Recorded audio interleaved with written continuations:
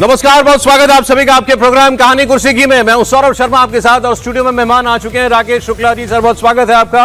राहुल महाजन जी आज हमारे साथ हैं। राहुल जी बहुत स्वागत है आपका। समीर चौकामकर जी स्टूडियो में आ चुके हैं। स्वागत समीर जी। और विजय त्रिवेदी जी पहुंचने वाले हैं। आज बहुत सारी कहानियां आपको हम बताएंगे, लेकिन महाराष्ट्र में चुनाव जीतने के बाद जितनी राजनीति चुनाव में हो रही थी उससे ज्यादा ही हो रही है, कम नहीं हो रही है। अब दो तीन बातें पहले, बाकी खबर समीर जी आपको अंदर की और महाराष्ट्र की दे देंगे। सुनने में यह आया है कि शिंदे साहब ये कह रहे हैं कि 2.5 साल का फॉर्मूला बीएमसी के मेयर का बनाया जाए। मतलब वो किसी भी सूरत में ये चाहते हैं कि शिवसेना, मतलब उद्धव ठाकरे के हाथ से बीएमसी अगर निकली है तो शिवसेना के पास तो कम से कम कुछ वक्त रहे। तो ये दबाव वो बना रहे हैं क्या, और क्या ऐसा बीजेपी होने देगी, इसकी बात हम करेंगे। अभी उनके सारे पार्षद या कॉर्पोरेटर जो जीत के आए थे सबके सब अभी भी ताज होटल में ही है। तो उसको उद्धव ठाकरे और संजय राउत कह रहे हैं ताज होटल जेल, कि ताज होटल जेल से कब बाहर निकालोगे भाई अपने पार्षदों को, और तुमको खतरा तो अपनों से ही है। तो वो बता रहे हैं कि तुमको खतरा बीजेपी से ही है, हमसे तो कोई खतरा तुम्हें नहीं है। ये दूसरी बात हुई। तीसरा, एक कंसर्टेड एफर्ट, ये प्रयास दिखाई दे रहा है ऑपोजिशन पार्टीज का, अलग अलग नेताओं के बयान एक ही दिशा में जा रहे हैं। वो ये है कि भारतीय जनता पार्टी पहले जब जरूरत होती है तो छोटी पार्टियों के साथ गठबंधन करती है, फिर उनकी मदद से सत्ता में आती है और फिर उनको निपटा देती है। ये सारे बयान शिंदे जी को थोड़ा सा उनका कॉन्फिडेंस लो करने के लिए दिए जा रहे हैं कि देख लो, तुम्हारे साथ अभी हमारे साथ हुआ है, अब तुम्हारे साथ होगा। अभी तुम्हारी जरूरत इनको है क्योंकि अब इस बार भी बीएमसी में पूर्ण बहुमत नहीं मिला बीजेपी को, तो तुम्हारी जब तक उपयोगिता बनी हुई है तभी तक बीजेपी तुम्हारे साथ है। इसके बाद तुमको बीजेपी दरकिनार कर देगी। तो अभी भी वक्त है, जीत जाओ, छोड़ दो, आ जाओ वापस, घर वापसी कर लो। ये सारे बयान मैं आपको दिखाऊंगा, लेकिन सबसे मजेदार बयान था शिंदे जी का। होटल में उनके कॉर्पोरेटर क्या कर रहे हैं और क्यों नौबत आई है। सारे तो मुंबई के हैं, कौन सा किसी को बहुत दूर से चल के आना था, सब मुंबई के जीते हुए लोग हैं। उनको उनके घरों से कुछ किलोमीटर दूर एक होटल में रखने का क्या मतलब। तो ये सवाल उनसे हुआ जब वो मिलकर निकल रहे थे ताज होटल के बाहर अपने पार्षदों से। तो उन्होंने कहा देखें, नए नए लोग जीत करके आए हैं, अभी मेरी सबसे मुलाकात भी नहीं हुई थी, पहली बार मैंने मुलाकात की है। सबको मार्गदर्शन की जरूरत है कि कैसे बढ़िया काम करना मुंबई की जनता के लिए। तो मैं तो वो मार्गदर्शन करने के लिए गया था। सुनिए। नए जो चुनकर जो लोग आए हैं उनको मार्गदर्शन करना था, और उनको यहाँ पर सब इकट्ठा हो गए, साथ में आए। बहुत दिन से चुनाव में बिजी थे, एक अलग साथ में आ जाएंगे तो वार्ड में कैसा काम करना है, वार्ड में डेवलपमेंट करना है, short term, mid term, long term, ऐसा जो काम है उसको एक फेज में सब प्रस्ताव बनाना और उसका वार्ड को डेवलप करना। लोगों में एक भावना निर्माण होनी चाहिए कि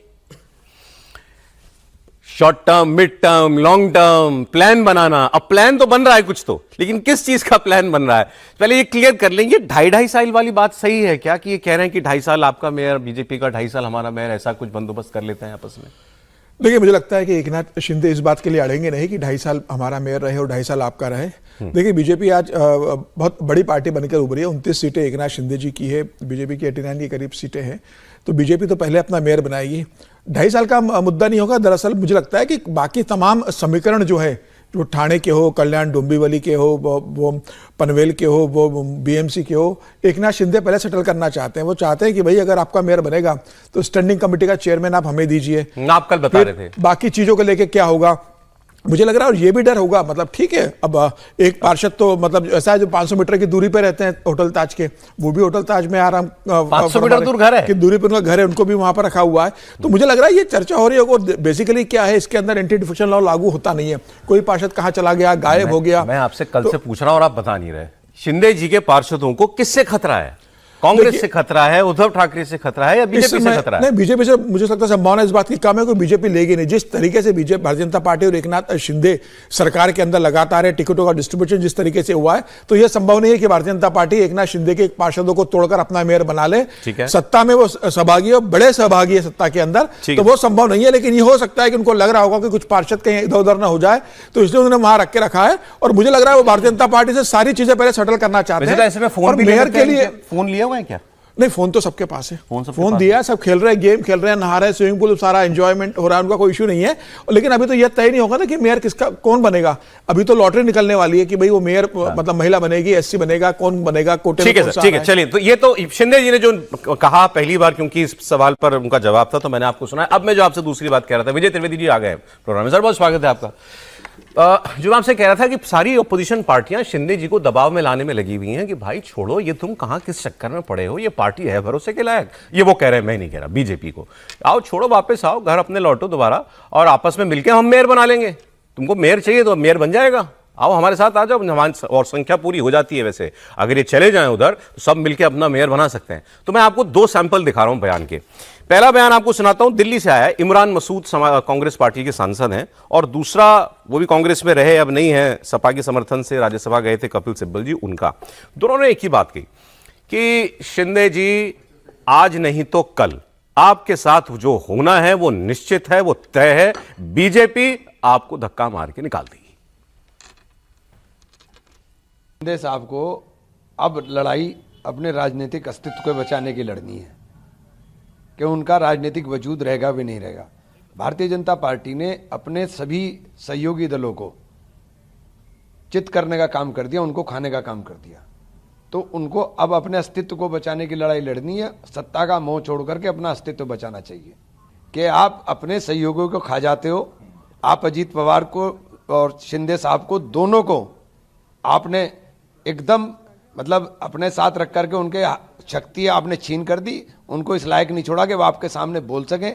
अब अजीत पवार जी को और शिंदे साहब को निर्णय लेना चाहिए कि उनको राजनीतिक अस्तित्व अपना बचाना है। बाकी बातें जो इमरान मसूद ने कही, चले ठीक है, कोई डिस्कशन से हम मान लेते। एक बड़ी गजब बात बोल गए इमरान मसूद, आपने गौर किया?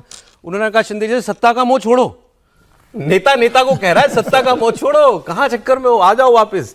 कपिल सिब्बल जी ने और मजेदार बात की, मैं उम्मीद करता हूं वो हिस्सा इस बयान में हो। उन्होंने भी मोटा मोटा यही कहा कि इनको पावर में आने के लिए छोटी पार्टियों की जरूरत राज्यों में पड़ती है, लेकिन उन्होंने उसकी दो कैटेगरी बनाई कि एक कैटेगरी वो है जहां पर रीजनल पार्टियां होती हैं कुछ राज्यों में, दूसरी कैटेगरी राज्यों की वो है जहां पर कांग्रेस पार्टी से लड़ाई होती है। बात तो ठीक है।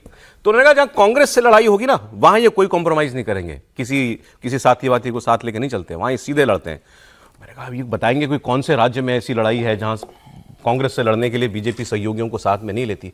तो सर गजब राज्य बता दिया उन्होंने कहा उत्तर प्रदेश। देखिए उत्तर प्रदेश में हमारी और बीजेपी और कांग्रेस की सीधी लड़ाई है, लेकिन यहां पर किसी के साथ अलायंस नहीं करेगी भाजपा। उत्तर प्रदेश हाँ, उन्होंने यूपी का एग्जांपल दिया स्पेसिफिकली।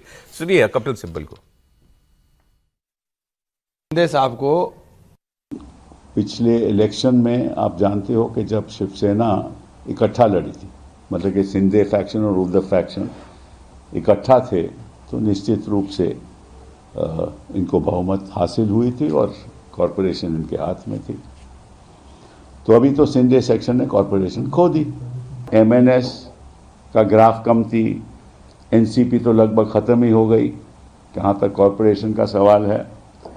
कांग्रेस का घटा, ग्राफ घट रहा है, और शिवसेना जो शिंदे फैक्शन है उनको केवल 29 सीटें मिली हैं कॉरपोरेशन में, और इनको लगी हैं 89। तो नुकसान किसका हुआ? सभी का नुकसान हुआ, फायदा बीजेपी को हुआ।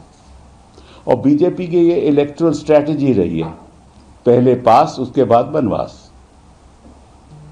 और राष्ट्रीय स्तर पे आप देख रहे हो कि यही इनकी स्ट्रैटेजी रहती है, पहले पास फिर बनवास। ये बीजेपी की स्ट्रैटेजी रहती है, और वो गिना रहे हैं सबका ग्राफ कम हो गया है, सिर्फ बीजेपी का ग्राफ बढ़ रहा है। लेकिन इसमें सीखने लायक बात उन्होंने यही निकाली कि बीजेपी के साथ मत जाओ। ये सीखने की बात नहीं कि बीजेपी ग्रो कर कैसे रही है और तुम्हारा ग्राफ डाउन क्यों हो रहा है। कांग्रेस का ग्राफ डाउन हो रहा है तो उसमें कोई बीजेपी ने अलायंस कर लिया, ये वजह है, या कांग्रेस के कुछ अपने कर्म भी हैं? वो सिब्बल साहब ने नहीं बताया। राकेश जी देखिए क्या है कि चिंता उनकी अपनी नहीं है, लेकिन सबकी चिंता किस पे है? शिंदे जी को लेके है, सबके सब। और उसमें कांग्रेस अपनी चिंता छोड़ के शिंदे जी की बहुत चिंता कर रही। अब जहां तक जो बात बार बार घूम के आती है कि शिंदे जी को तोड़ा जाएगा, तो नगर निगम चुनाव के पहले ठाणे और कुछ क्षेत्रों पे शिंदे जी की पार्टी के कद्दावर नेताओं को भारतीय जनता पार्टी में शामिल किया गया। आपको ही पता होगा, एक बड़ा विवाद पैदा हुआ और वो मामला आया दिल्ली। दिल्ली आने के बाद ये सहमति बनी कि अब शिंदे जी के शिवसेना से एक भी नेता को भारतीय जनता पार्टी में शामिल नहीं कराया जाएगा। तो एक बात तो बिल्कुल क्लियर है कि शिंदे जी के पार्षदों को भारतीय जनता पार्टी नहीं तोड़ेगी। तो फिर खतरा किससे है? तो सबसे बड़ा खतरा इस समय पर दिख रहे हैं उद्धव ठाकरे जी।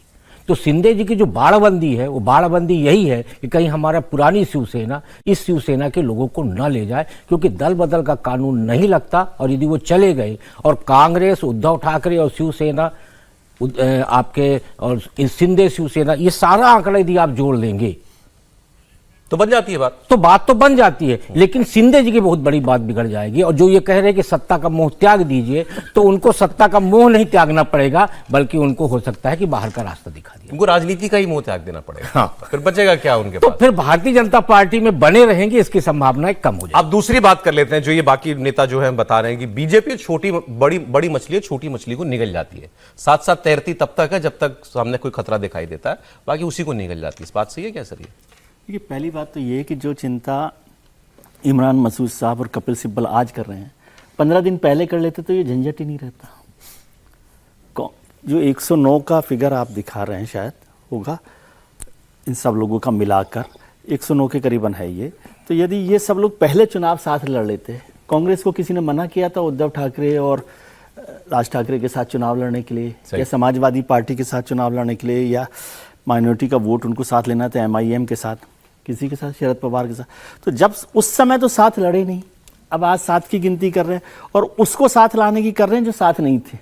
जो साथ थे उनके साथ आप चुनाव लड़े ही नहीं। बिल्कुल ठीक। उनको सर पहले कॉन्फिडेंस नहीं था कि हम इतने नंबर ले आएंगे। अच्छी मतलब फ्रैंक बात तो ये है, ये आ गए नहीं, लेकिन साथ आ जाते तो कुछ कॉन्फिडेंस नहीं भी हो तो साथ कर लेते। क्या तो कांग्रेस नगर निगम चुनाव लड़ते हुए दिखी है क्या? क्या एक भी उनका नेता वहां पे ऐसा दिखा है क्या? नहीं, तो इसलिए वो लगातार इसकी एक्सरसाइज उनको करनी चाहिए थी, तब कर लेते जी। अब शिंदे साहब को सत्ता का मोह नहीं है तो मतलब सत्ता छोड़कर चले जाएं। मतलब राज्य सरकार में जो मंत्री हो, उप मुख्यमंत्री हो, वो मेयर के चुनाव के लिए उनके साथ चला जाए, सत्ता छोड़ दे वो। ये कौन सी समझदारी की बात है? ठीक है। अच्छा, वैसे बीजेपी की चूंकि आरोप बीजेपी पे लग रहे हैं, तो बीजेपी से आज जो बड़ी खबर है वो भी मैं आपको बता देता हूं। बीजेपी को अपना पूर्णकालिक अध्यक्ष मिलने जा रहा है कल। इसके लिए आज नितिन नवीन जी का नॉमिनेशन हो जाएगा। अभी वो कार्यकारी अध्यक्ष हैं और कल, क्योंकि इसमें कोई चुनाव होना नहीं है, सर्वसम्मति से होना है, आज वो नॉमिनेशन कर देंगे। और उनके नॉमिनेशन के वक्त प्रधानमंत्री नरेंद्र मोदी, गृहमंत्री अमित शाह, रक्षा मंत्री राजनाथ सिंह, बीजेपी के प्रेजेंट अध्यक्ष JP नड्डा, योगी आदित्यनाथ और राज्यों के मुख्यमंत्री, तमाम लोग सब मौजूद होंगे, कल भी होंगे। और इसमें फिर कल जो है उनकी ताजपोशी हो जाएगी और वो अब अध्यक्ष जो है वो बन जाएंगे। तो ये बीजेपी से जुड़ी भी खबर आ रही है। हम इसमें लगातार हमने इस पे काफी बातें की हैं। नितिन नवीन का चयन, यंग लीडर, 44-45 साल के व्यक्ति हैं, और क्या ये जो जनरेशन शिफ्ट बीजेपी कर रही है, क्या और पार्टियां ऐसी हिम्मत दिखा पाएंगी करने का? क्या कांग्रेस पार्टी कभी ऐसा जो है वो सोच सकती है? तो इसकी बात भी हम आगे करेंगे। हालांकि इस खबर में ऐसा अब कोई सरप्राइज जैसा कुछ बचा नहीं है। मैं नड्डा जी का, लेकिन मैं वो देख रहा था, एक छपा हुआ था पूरा कि कितने चुनाव उनके उसमें हुए। तो उन 2019 और 24 का चुनाव हुआ ना सर, उनके उसमें 6 साल वो अध्यक्ष रहे और 2 लोकसभा चुनाव लड़े उनकी अध्यक्षता में पार्टी ने। और इस मेरे ख्याल से 30 या 33 के करीब जो है, 32 लड़े, 32 के करीब जो है वो विधानसभा के चुनाव लड़े थे। और शायद 60% उनका स्ट्राइक रेट है राज्यों में जीत का, और 2 लोकसभा उनके अध्यक्ष काल में जीते हैं। लोकसभा चुनाव तो एक ही हुआ उनके नेतृत्व में। 19 से पहले हो गए 2024 में नहीं, 19 के बाद जब अमित शाह वो बने, गृह मंत्री बने, उसके बाद उनको अध्यक्ष बनाया गया ना। लोकसभा एक ही हुआ है। हाँ, लोकसभा चले ये भी मानने चले तो वो भी उसमें जीत दर्ज हुई। तो वो अगर क्योंकि कंपैरिजन होगा तो उन्हीं के कार्यकाल से किया जा सकता है ना। तो वो है लेगेसी जिसको आगे ले जाना है नितिन नवीन को। नहीं, कई सारे इसमें फैक्टर्स हैं। ये भी तो बात है कि नई पीढ़ी को आगे बढ़ाना है। बीजेपी में ये भी सोच है कि नए नेताओं को आगे लाएं, ताकि जो एक हमेशा से एक सोच रही है बीजेपी और RSS में कि नेक्स्ट जनरेशन ऑफ लीडरशिप जो है उसे जो है कहीं ना कहीं तैयार किया जाए। तो नितिन नवीन जो है वो भी इसी का एक हिस्सा है। दूसरा ये भी है कि ये भी कोशिश होगी कि बहुत सारे ऐसे नेता जो कि बहुत अच्छा काम करते हैं या फिर पार्टी के लिए बहुत उन्होंने किया है, उनको भी कहीं ना कहीं पार्टी जो है लाइमलाइट में लेके आए या आगे लेके आए, ताकि उन नेताओं के जरिए बाकी काडर में ये संदेश जा सके कि अगर आप पार्टी में बहुत समय तक काम करते हैं, अच्छा काम करते हैं, तो आपके लिए जगह है पार्टी में। तो ये सारे भी फैक्टर्स इसमें आपको देखने आपसे नहीं बात हुई इस पर, हमने इस पर काफी चर्चा की है कि नितिन नवीन जी को जो टीम मिलेगी, वो ये कहना है कि नितिन नवीन जी ने ही अपने लिए बनाई है, ये तो ठीक नहीं है। तो वो तो ऐसा नहीं, मतलब क्योंकि अमित शाह और गृह प्रधानमंत्री के होते आपको जो है ऐसा नहीं कि पूरा फ्री हैंड होगा। ये तो पार्टी में ये हमेशा से रहा। दूसरा सीनियर जूनियर का जो सीनियर और यंग युवा का जो मिश्रण है वो कैसा होगा? देखिए, पार्टी में हमेशा से रहा है। आप आडवाणी और अटल बिहारी वाजपेयी का समय देख लीजिए, तब भी मेजर डिसीजंस जो होते थे वो लाल कृष्ण आडवाणी और अटल बिहारी वाजपेयी लेते थे, अध्यक्ष कोई भी हो। या कंसल्टेशन जरूर रहता था कि कंसल्टेशन में ये सब किया जाएगा, लेकिन ये पार्टी में बिल्कुल साफ था कि लीडरशिप कौन सी है, कौन से ऐसे नेता हैं जिनकी बात को पार्टी में समझा जाएगा।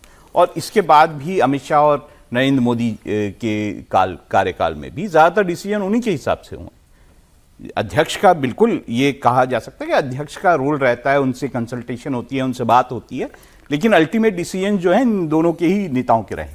ठीक है, मतलब मोटे तौर पे कार्यकारी अध्यक्ष जैसा ही मामला है अध्यक्ष बनने के बाद भी।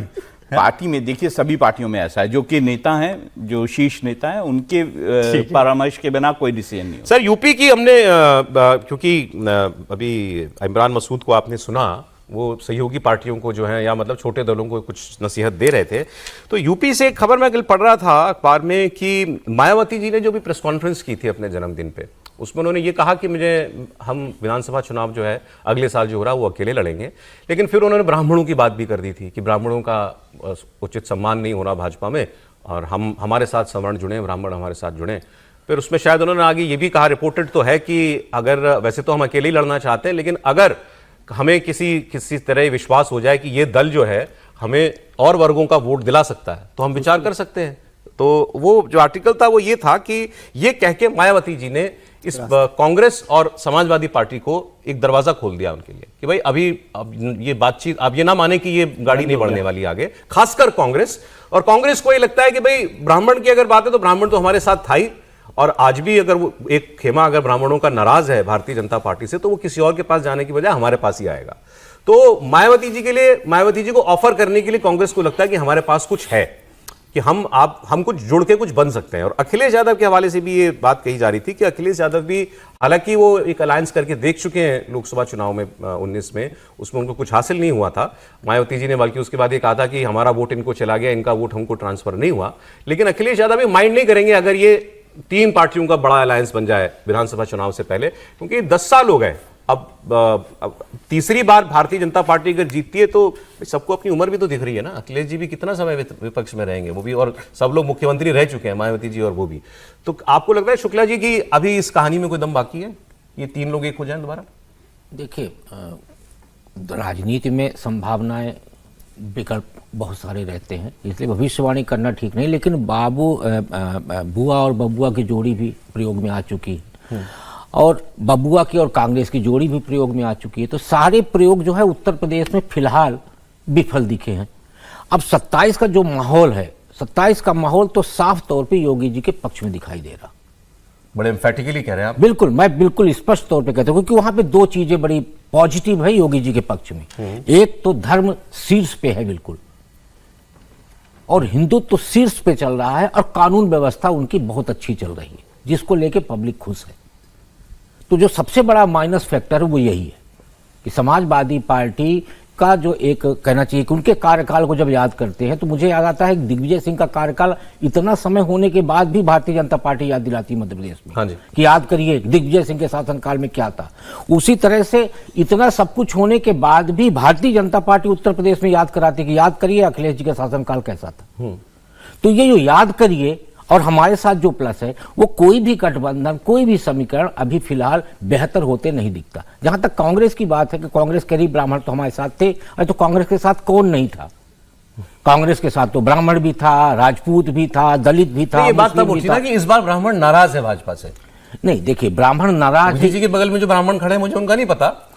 नहीं, देखिए ब्राह्मण नाराज हैं। वो जब मीटिंग हुई ब्राह्मणों विधायकों की तो माना गया कि ब्राह्मणों का एक पूरा गोल योगी जी के खिलाफ मीटिंग कर रहा है, लेकिन उसमें 3 ऐसे विधायक थे जो बिल्कुल कटु समर्थक हैं योगी जी के। उन 3 विधायकों की मौजूदगी से ये स्पष्ट हो गया कि ये जिस तरीके से राजपूत बैठक हुई थी उसी तरह से ब्राह्मण बैठक भी हुई है, यानी राजपूत बैठक भी योगी जी के शायद निर्देशों में हुई हो, उसी तरह से ब्राह्मण बैठक भी उनके निर्देश में हुई है कि सिर्फ राजपूत बैठक होगी तो एक मैसेज जाएगा, क्योंकि योगी जी के पीछे ये बात चलती रहती है कि ठाकुर समर्थक हैं, ठाकुरों को बढ़ा रहे हैं। बड़ा गैप भाई सर, कई महीनों का गैप है दोनों बैठकों में। नहीं, मतलब ये बल्कि ये तो ब्राह्मणों का असर्शन दिख रहा है। असर्शन। अब उसमें सलभ मणि जैसे विधायक यदि बैठे हुए हैं तो क्या मानने के योगी जी के खिलाफ बैठक हो रही?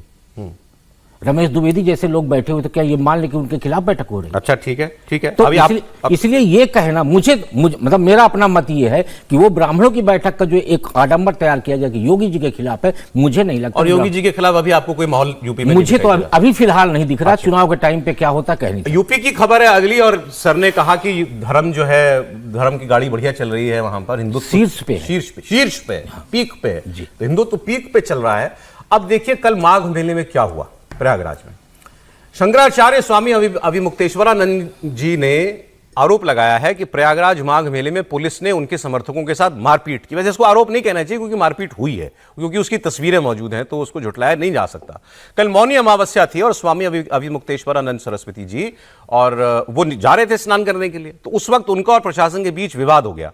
हुआ यह कि शंकराचार्य जी अपने अनुयायियों के साथ, वो भी सन्यासी थे, पालकी और रथ पर सवार होकर बिल्कुल राजसी स्नान के लिए संगम की ओर बढ़े और प्रशासन ने उनको रास्ते में रोक दिया और कहा कि ये नो व्हीकल जोन है, आप रथ नहीं ले जा सकते हैं।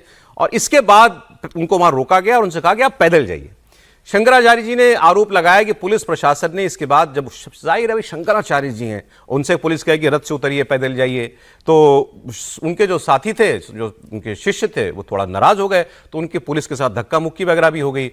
तो ये समझ में आ रहा है कि वहां पर ये सब कुछ तो हुआ। अब एक सीसीटीवी तस्वीर आई, उसमें शंकराचार्य अभिमुक्तेश्वरानंद जी के समर्थक बैरिकेड तोड़कर आगे बढ़ते हुए नजर आ रहे हैं। और इस पे जो प्रशासन का जो बयान आए उसके बाद एसपी ने बोला, जो डीएम कमिश्नर ने बोला, उन्होंने ये कहा कि उन्होंने इतनी अव्यवस्था वहां पर उस वक्त पैदा कर दी शंकराचार्य जी ने अपनी जिद में कि हम तो रथ ही से जाएंगे, कि वहां पर हमको संभालना बड़ा मुश्किल हो गया। ऐसे में कोई दूसरा इंसिडेंट हो सकता था, स्टैम्पीड वगैरह जैसी उन्होंने शब्द नहीं किया, लेकिन भीड़ इतनी बढ़ गई, इतनी अव्यवस्था हो गई कि मेले में कुछ और भी हो सकता था। यह आरोप वो शंकराचार्य जी के ऊपर लगा रहे हैं। अगर एक बयान है तो सुना दें प्रशासन का।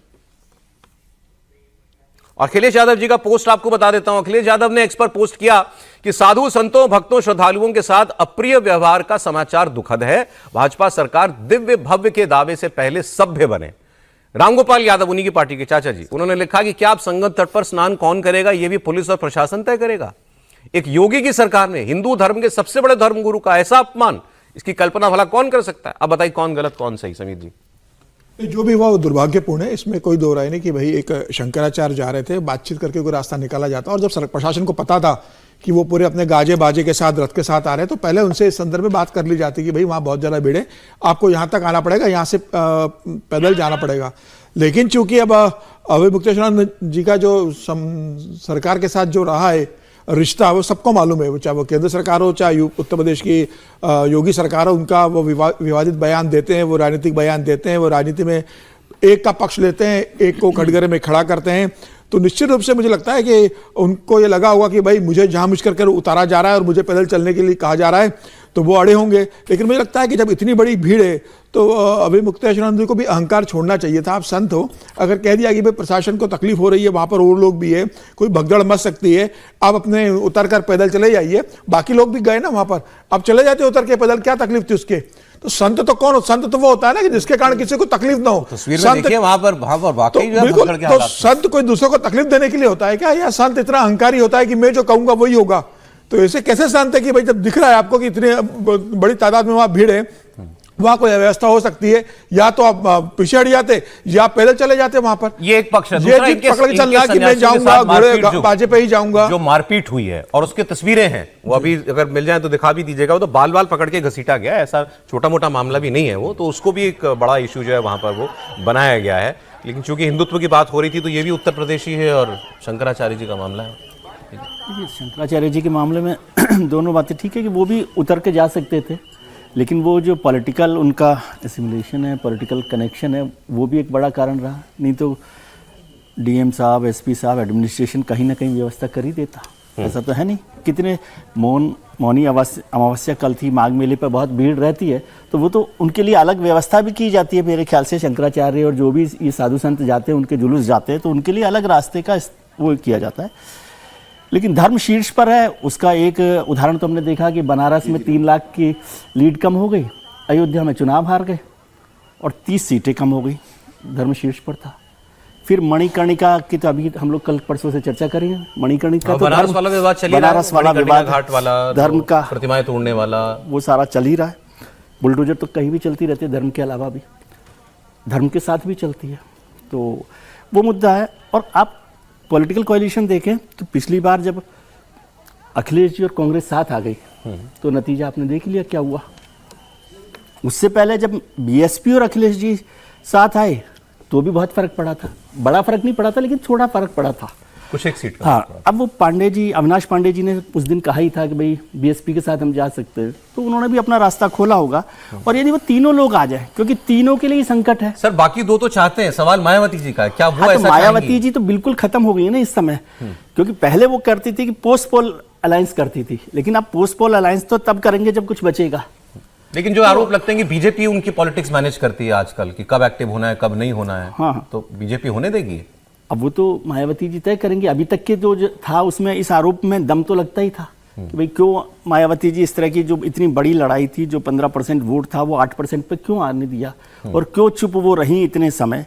लेकिन यदि अब भी, क्योंकि तीनों के उसका सवाल है भविष्य का, तो तीनों एक साथ हो सकते हैं कि भारतीय जनता पार्टी। आप शुक्ला जी से सहमत नहीं है कि योगी जी को फिलहाल चुनौती नहीं दिखती? योगी जी के लिए इस बार सबसे बड़ी चुनौती है। यदि आप और केवल राहुल जी में 1 मिनट मांगे। हाँ जी, वहीं से नहीं, थोड़ा सा इधर भी है, वो तो दूसरी है, लेकिन यहाँ पर जनता के यदि तौर आप पर देखें, प्रयाग में कल की घटना की बात करें तो मैं पूरी तरह से प्रशासनिक जिम्मेदारी मानता हूं विफलता की। उसका कारण है कि जब आपको पता है और आप एक आंकड़ा दे रहे हैं कि मौनी अमावस्या पे 50 लाख लोगों ने स्नान किया, आपको भी पता है कि कुंभ की तरह यदि आप माघ मेले का आयोजन कर रहे हैं तो निश्चित तौर पे बड़े बड़े संत महंत आएंगे, तो कुंभ की तरह आपने उसके लिए एक निश्चित मार्ग क्यों नहीं तय किया?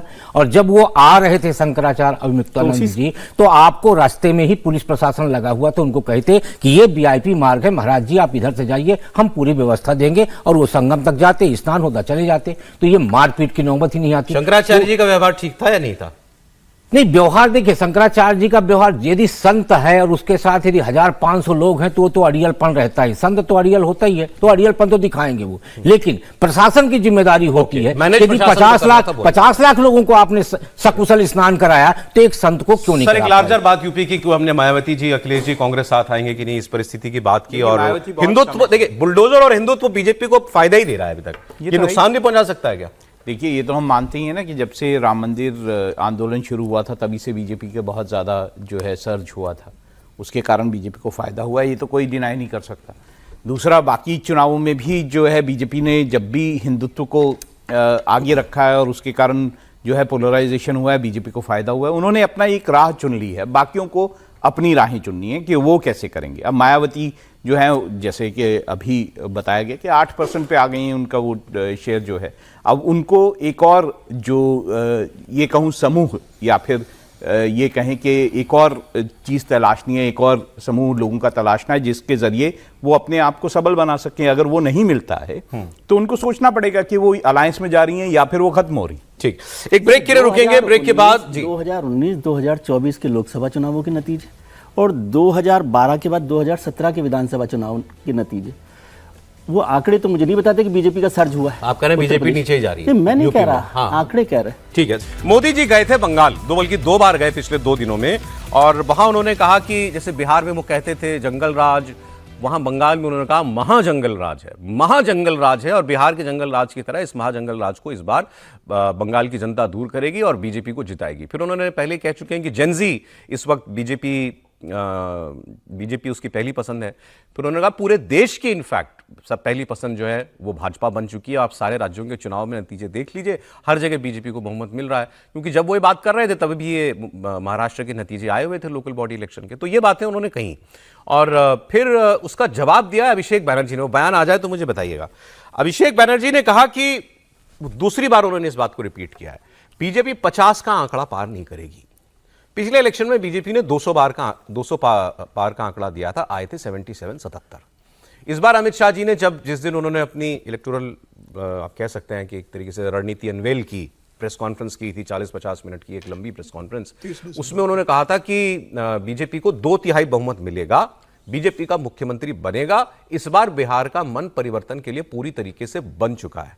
तो अब इसकी बात मैं करना चाह रहा हूं क्योंकि ठीक है, दावे तो सबके अपने अपने होते हैं, इसी में वो आईपैक वाली लड़ाई भी है। जब बात आती है कि अभी अखिलेश यादव ने क्या कहा, बीजेपी बड़े प्रोफेशनल तरीके से चुनाव लड़ती है, उसको वैसे ही टक्कर देनी पड़ेगी। तो आईपैक का साथ ममता बनर्जी पिछले इलेक्शन से ले रही हैं, वो भी प्रोफेशनल तरीके से इलेक्शन लड़ती हैं। तो यहां टक्कर दरअसल है बराबर की। अगर हम ये मान लें कि बीजेपी वहां खड़ी हो गई है तो यह नहीं कहा जा सकता कि ममता बनर्जी पीछे हो गई है। हाँ, बीजेपी टक्कर में जरूर दिखाई दे रही है। अगर बयान आ जाए अभिषेक बनर्जी का तो बताइएगा, मैं अभिषेक बनर्जी का स्टेटमेंट आपको दिखाता हूं, लेकिन इसकी बात जरा कर लेते हैं। उन्होंने कहा लॉर्ड कर्जन भी बंगाल को बांटना चाहता था, आज ये बाहर से आए लोग बंगाल को बांटने की फिराक में है। इसमें उन्होंने कहा गुजराती और दिल्ली के लोग, ये गुजरात और दिल्ली वाले लोग बंगाल को नहीं बांट पाएंगे, ये काम तो अंग्रेज भी नहीं कर पाए थे। समीर जी, देखिए, अभिषेक बनर्जी का ये बयान आया, लेकिन अभिषेक बनर्जी को ये भी समझना चाहिए कि भाई बंगाल को 2011 से कौन बांट रहा है। हिंदू और मुसलमान की राजनीति वहां ममता बनर्जी लगातार करती रही, तुष्टिकरण की राजनीति वहां कौन कर रहा है। आज अगर प्रधानमंत्री वहां जाकर कहते हैं कि भाई वहां पर महाजंगल राज है, घुसपैठियों को हम बाहर करेंगे, तो 11 साल जो 2011 से ममता बनर्जी का जो 15 साल का शासन है, आज बंगाल की जनता इस बात को देखती है। प्रधानमंत्री मोदी ने जब कहा था बिहार के बाद कि गंगा बिहार से निकल से बंगाल में जाती है, तो अब वो समय आ गया है कि जनता भी इस बात को अब समझ रही है बंगाल की कि ममता बनर्जी ने 15 साल में किस तरीके से वहां पर एक सिंडिकेट को तैयार किया, जिसने अपराध को वहां पे बढ़ाया दिया, अपराध को प्रक्षय दिया, भ्रष्टाचार किया, वहां पर जिस तरीके से घुसपैठियों की एक इंडस्ट्री खड़ी की, जिस तरीके से ममता बनर्जी पे तमाम आरोप लगातार लगते रहे। आरजी मेडिकल कॉलेज के घटना के बाद से लगातार आप देखिए लॉ एंड ऑर्डर की सिचुएशन बंगाल में क्या रही, एसआईआर को लेकर ममता बनर्जी का क्या एटीट्यूड रहा है, किस तरीके से ममता बनर्जी ने विरोध किया, ममता बनर्जी के पार्टी के अंदर किस तरीके से ममता बनर्जी और अभिषेक बनर्जी के बीच में, उनके सांसदों के बीच में किस तरीके से आपस में वाद विवाद होता रहा है। तो अब भारतीय जनता पार्टी जिस तरीके से वहां संगठन लगातार काम कर रहा है, तो मुझे लग रहा है कि अब समय आ गया है कि भारतीय जनता पार्टी इस बार वहां सरकार बनाने के स्टेज में आ गई। और बहुत ज्यादा फर्क नहीं है, 77 सीटें भारतीय जनता पार्टी को मिली, लेकिन 38 और 48% का अगर आप वोट बैंक देखेंगे तो 8% का वोट बैंक का फर्क है।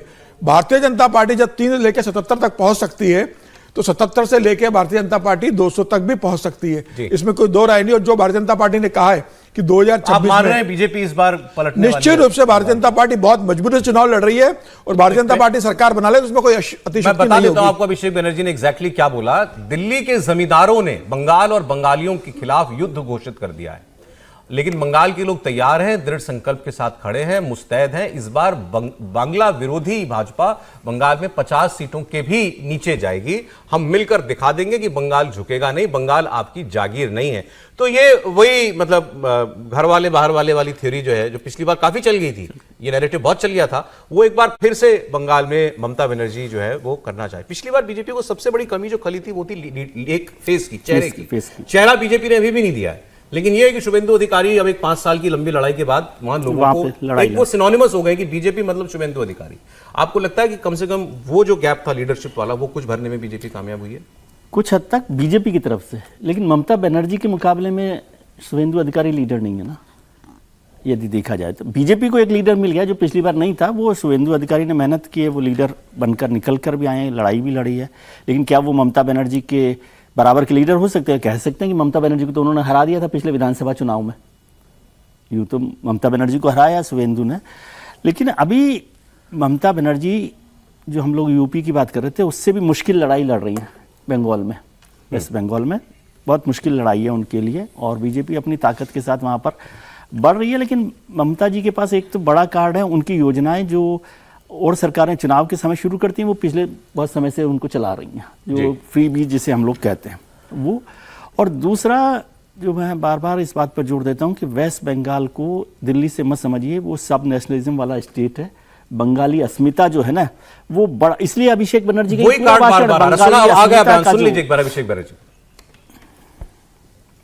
আল্লাহদের কাছে আর বিজেপির হাড়মাতদের কাছে বাংলা মাথা নত করবে না। যদি কেউ পাল্টায় ভারতীয় জনতা পার্টির নেতারা পাল্টাবে, যদি কেউ পাল্টায় দিল্লির বহিরাগতরা পাল্টাবে, গুজরাটের জমিদাররা পাল্টাবে, আমরা পাল্টাবো না। বাংলা থেমে নেই মোদিজি, পাল্টেছেন আপনি। তার কারণ আপনি 2014 এসে ব্রিগেডের সভায় বলেছিলেন লাড্ডু দেবো আর বাংলার মানুষের হাতে রসগোল্লা দিয়েছেন। বাংলা আগামী দিন আপনার দিল্লির গদি চূর্ণ বিচূর্ণ করে আপনার ঔদ্ধত্য অহংকার ভাঙবে, পাল্টাবেন আপনি, পাল্টাবে বাংলার মানুষ না। যারা বলে পাল্টানো দরকার বিজেপি সরকার, আমি বলবো ভাঙো বিজেপির অহংকার, সইব না বিজেপির অত্যাচার, ভাঙো বিজেপির অহংকার, করো বিজেপিকে ছাড়কার, বহিরাগতদের করো ছাড়কার, এদের পাল্টানো দরকার। বিজেপির কাছে সব থাকবে, যত অর্থ বল আছে কাজে লাগাও, ইডি লাগাও, সিবিআই লাগাও, ইনকাম टैक्स लगाओ। मानो वैसे ये भी कहना पड़ेगा कि इस चुनाव को अभिषेक बनर्जी कैसे लीड करते हैं अपनी बुआ जी के साथ, ये भी हमको देखना पड़ेगा, क्योंकि इनके और दलों में ना हो, लेकिन इनके सेकंड लाइन ऑफ लीडरशिप बिल्कुल तय है। और अभिषेक बनर्जी इफेक्टिव भी है, अपनी पार्टी भी इनका होल्ड भी है, कमांड भी है। तो इस वक्त अगर केवल लीडरशिप की बात करें तो टीएमसी मजबूत हाथों में तो है, और चुनौती बीजेपी की ये है कि जहां मजबूत लीडरशिप है, मतलब दिल्ली में, वो वहां जितना ज्यादा दिखाएंगे उसको उतना इनकैश करेंगे टीएमसी वाले। देखिए, अभिषेक बनर्जी जो दावा कर रहे हैं, एनसीआरबी का एक आंकड़ा देखिए, 2021 के विधानसभा चुनाव के बाद जो पुलिस में मुकदमा दर्ज हुआ उसके हिसाब से 237 हिंसक घटनाएं हुई। ये दर्ज है, जो दर्ज नहीं हुआ उसकी आंकड़ा कुछ नहीं है। और वो हिंसक घटनाएं क्या हुई कि विधानसभा चुनाव में जिन लोगों ने भारतीय जनता पार्टी के समर्थन में काम किया, भारतीय जनता पार्टी के वोट दिया, उन लोगों का मकान तोड़ा गया, मारा गया, पीटा गया। ऐसी हिंसक घटनाएं 237 दर्ज की गई। दबाव में पुलिस ने वो मुकदमा दर्ज किया, लेकिन बहुत सारे ऐसे थे जो दर्ज नहीं हुए। तो ये जो इनका दावा है, वो दावा इसलिए है कि यदि 26 के चुनाव के बाद भी यदि आप लोगों ने वही घटना किया तो हमारे पास फिर वही दोहराने का एक रास्ता है। तो एक भय का माहौल तैयार कर रहे हैं वो अभिषेक बनर्जी, मतदाताओं के मन में एक भय का माहौल तैयार कर रहे हैं कि 21 को याद करिए ना आप, आज भी यूट्यूब में वीडियो है, मतदाता तो नहीं बदला ना। बयान में कौन सा भाई साहब, आप मैसेज क्या कर रहे हो? आप क्या मैसेज कर रहे हो? यानी 77 जा चुका, उसके नीचे लाना है आपको, उससे ऊपर जाने नहीं देना है आपको। तो कौन भारतीय जनता पार्टी बोलती है सर? देखिए, हर पार्टी का बोलना एक अलग होता है, लेकिन जो कर चुका है यदि वो बोल रहा है तो मतदाताओं के मन में क्या आएगा? आप ये भी तो देखिए कि मतदाता क्या सोचेगा, जो देख चुका है या जो सुन चुका है। तो सुना हुआ और देखा हुआ दोनों को आगे जोड़ेंगे तो आप पाएंगे कहीं ना कहीं। आप कह रहे हैं टीएमसी अपना जो करेगी वो करेगी, दूसरा बीजेपी का वोटर ना निकले, ये उसकी पूरी योजना है कि वोटर भी ना निकले और मतलब आप प्रचार करने भी ना निकले। चलें, ठीक है। मुझे सर बड़े दिनों बाद केजरीवाल जी दिखाई दिए, आपको कब देखे थे आखिरी बार? केजरीवाल जी दिखाई दिए गुजरात में। इंटरेस्टिंग खबर है, गुजरात में इलेक्शन होना है 2028 में, मेरे ख्याल से 28 में, 18 में हुआ, फिर 23 में हुआ, 28 में हुआ, ठीक। तो मेरे ख्याल से 30 साल तो हो गए बीजेपी को वहां पे। अब उन्होंने कल इनकी वहां सभा होनी थी एक जगह पे, तो पहले इनको परमिशन नहीं मिली, इन्होंने स्टेज वेज लगा लिया था, तो फिर परमिशन नहीं हुई तो स्टेज आकर के प्रशासन ने हटा दिया होगा। तो वहां अगले दिन इनको फिर पता नहीं कैसे, लेकिन परमिशन उसी जगह मिल गई। तो वहां उन्होंने कहा कि विनाश काले विपरीत बुद्धि, जो यहां किया गया हमारे साथ, मेरे साथ, वो उसका मैसेज बिल्कुल क्लियर है कि बीजेपी का गुजरात में दिमाग खराब हो चुका है और इनकी मति हर ली है भगवान ने, और अब बिल्कुल पूरी तरीके से परिवर्तन के लिए गुजरात तैयार है। परिवर्तन का नारा हर जगह चल रहा है। लेकिन उनसे 2-3 सवाल पूछने वाले हैं केजरीवाल जी से। गुजरात वो गए, पार्टी के संयोजक हैं, लीडर हैं, तो वो हर जगह जा सकते हैं। गुजरात में उनका कुछ एक बेस थोड़ा बहुत बन भी गया था। दिल्ली को बिल्कुल भूल गए वो, दिल्ली तो आते ही नहीं, दिल्ली में दिखते ही नहीं, ना दिल्ली के बारे में कुछ बोलते, कभी कभी ट्वीट कर देते हैं। सर रहते भी नहीं है, रहते कहते हैं पंजाब में है वो, चंडीगढ़ में कोठी ले लिए, रहते कहते हैं वो चंडीगढ़ पंजाब में है, पंजाब उनका पूरा फोकस, मतलब दिल्ली अब उनकी क्या तीसरी प्राथमिकता हो गई है? पहले पंजाब, फिर गुजरात, फिर दिल्ली। सुनिए एक बार। हिंदी में कहावत है, विनाश काले विपरीत बुद्धि। जब आदमी का विनाश आता है तो भगवान सबसे पहले उसकी बुद्धि खराब करता है। अब बीजेपी का भी गुजरात में यही हाल हो रहा है। 30 साल के बाद अब उनकी सत्ता हिलने लगी है, उनका अब जाने का टाइम आ गया है, उनके विनाश का टाइम आ गया है, और भगवान ने उनकी बुद्धि खराब करनी शुरू कर दी है। उन्होंने हमारी ये मीटिंग होने से रोकने की पूरी कोशिश की, निकोल में मीटिंग होनी थी, पूरी रात इन्होंने हमारी स्टेज तोड़ दी, हमारी कुर्सियां उठा के फेंक दी, हमारी परमिशन बंद कर दी। इनको लगा इनकी मीटिंग नहीं हो पाएगी। आगे उन्होंने कहा आप इतनी भारी तादाद में आए, तो मैं बड़ी देर तक वेट करता रहा कि कितनी भारी तादाद है। तो इतनी तादाद है जो आपको दिख रही है। अब भारी हल्का मैं नहीं जानता, आप इसका अंदाजा आप खुद लगाएं। उनके लिए हो सकता है ये भारी तादाद हो। वैसे वो जो पार्टी अपने कैमरे वैमरे सब ड्रोन आजकल हर पार्टी अपनी सभा में खुद लेकर के जाती है। तो अगर बहुत भीड़ होती तो खुद ही दिखाते ना, खुद ही दिखाते, बार बार दिखाते। तो इतना ही दिख रहा था जितना दिख रहा था। अब गुजरात भी चलिए, बहुत दूर नहीं रह गया, 2 साल की बात है। 28 दिसंबर में शायद इलेक्शन हुआ वहां पे। तो केजरीवाल जी का लेकिन ध्यान अब दिल्ली के अलावा हर जगह टूट गया उनका दिल दिल्ली से, लगता है। भाई अपना इलेक्शन हार जाए जो आदमी, पार्टी हार जाए, इतनी कोशिश की उन्होंने, नहीं हो पाया, तो भाई नेचुरली लगता है रूठ गए हैं दिल्ली से। तो धीरे धीरे जो है उनका मन जो है वो सुधरेगा। तो पहले दिल्ली थी ना उनसे। वो भी रूठ गए ना, दिल्ली तो रूठ ही गई। नहीं, बट ये अजीब सी बात है कि गुजरात में देखिए, जहां 11 साल चीफ मिनिस्टर है उस स्टेट को आप हारते भूल जाओ। पर गुजरात में देखिए आम आदमी पार्टी का कुछ कुछ बेस बन रहा है, तो उनको लग रहा होगा कि वहां पर जो है आम आदमी पार्टी कुछ बेहतर कर सकती है। लेकिन बड़ा मुश्किल है गुजरात में ऐसा होना। लेकिन कोशिश उनकी है और आम आदमी पार्टी कोशिश कर रही है। कोई तो पार्टी वहां गुजरात में कोशिश कर रही है, वरना हमने बाकी पार्टियों का हिस्ट्री देखा। समझिए 13% का वोट बैंक रहा है उनका वहां पर। 13% वोट आ गया है। 13% 2022 के चुनाव में रहा है। और अभी जो उपचुनाव हुए थे तो विसावदर सीट से जैसे कि गोपाल इटालिया जीता है, वहां पर जिस तरीके से भारतीय जनता पार्टी ने पूरी ताकत लगाई थी उपचुनाव में, इनका कैंडिडेट बीजेपी में चला गया। उसके बाद गोपाल इटालिया लड़े और 53% वोट लेकर वो सीट जीते हैं वहां पर। ठीक है, मान लेता हूं बीजेपी को चुनौती देने के लिए आपको पहले कांग्रेस के ऊपर आना पड़ेगा। बिल्कुल निश्चित रूप से कांग्रेस के ऊपर पहुंच गए केजरीवाल जी। देखिए केजरीवाल को तो ये पता है कि भाई वो एक झटके के अंदर जहां भी उनको वोट मिला है, पंजाब में तो देखिए एक झटके के अंदर उन्होंने सरकार बना रही, अकाली को साफ किया, बीजेपी को नहीं मिला, कांग्रेस को नहीं मिला, सरकार बना रही। दिल्ली में एक झटके में उन्होंने कांग्रेस को साफ किया, बीजेपी कहीं टिकी नहीं, 10 साल शासन किया।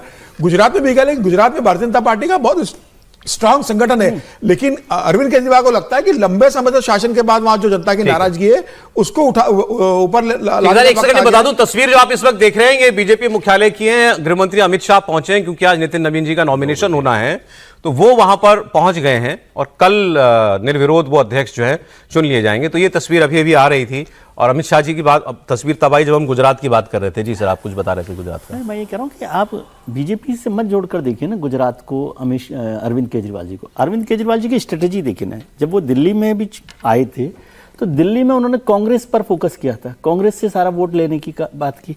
फिर वो पंजाब गए तो वहां भी कांग्रेस का वोट था। अब गुजरात में भी आपने तो अरविंद जी को आज देखा, कांग्रेस के किसी नेता को कब देखा था बताइए मुझे गुजरात में? सर जब अर्जुन मोढवाडिया बीजेपी में चले गए तो इसलिए अब वो कांग्रेस का जो वोट है वहां पर गुजरात में उसको कैप्चर करने की एक्सरसाइज है। अभी गुजरात में बीजेपी से लड़ाई उनकी नहीं हो रही, अभी कांग्रेस के वोट को कैसे अपने खाते में डाला जाए वो किया जाएगा। फिर जितनी बीजेपी के साथ चुनाव में जब लड़ाई होगी तब देखी जाएगी। अभी लेकिन वो कांग्रेस की सफाई के काम में लगे हुए हैं, इसलिए उनकी स्ट्रेटेजी ये है। और राहुल जी कह रहे हैं ठीक है बात, वैसे भी किसी भी नेता को दिल्ली चुनाव हार गए तो ठीक है आना चाहिए, लेकिन वो अब रूठ गए हैं। राहुल जी ने कहा कि रूठ गए, लेकिन दिल्ली उनसे पहले रूठ गई थी, तो इसलिए वो भी अब अच्छा ऐसा एक बार राहुल गांधी के साथ भी हुआ था, आपको मालूम है जब अमेठी राहुल गांधी हारे थे 19 में, तो उसके बाद बड़े असर तक वो यूपी नहीं गए थे, अमेठी नहीं गए थे। कोई अच्छी पहचान नहीं होती किसी नेता की। अब लग रहा है शायद अब उनको लग रहा है शायद कि नहीं यूपी पे ध्यान देना पड़ेगा। चुनाव हारना, कल ही राहुल गांधी को रायबरेली जाना है, कल ही वो जा रहे हैं। एक्चुअली हुआ क्या कि कांग्रेस ने कैंपेन शुरू किया हुआ है मनरेगा को, जो वहां पर जी मतलब ठीक है एमपी ना होते तो भी जाना चाहिए था सर। हाँ नहीं तो आप बोले कि नहीं पहले नहीं गए थे अब जा रहे, तो अब तो एमपी हैं, तब नहीं थे तब नहीं गए थे, ये अच्छा ठीक है सर। तो वो जी राम जी बिल के खिलाफ उनका अभियान जो है उत्तर प्रदेश में खास तौर पर उसको वो लॉन्च करने के लिए एक किस्म से जा रहे हैं। कल वो वहां मनरेगा के से जुड़े हुए लोगों को, ग्राम प्रधानों से, उप प्रधानों से और जो वर्कर्स मनरेगा में काम करते हैं ग्रामीण, उनसे सबसे उनकी जो है वहां मुलाकात भी होगी।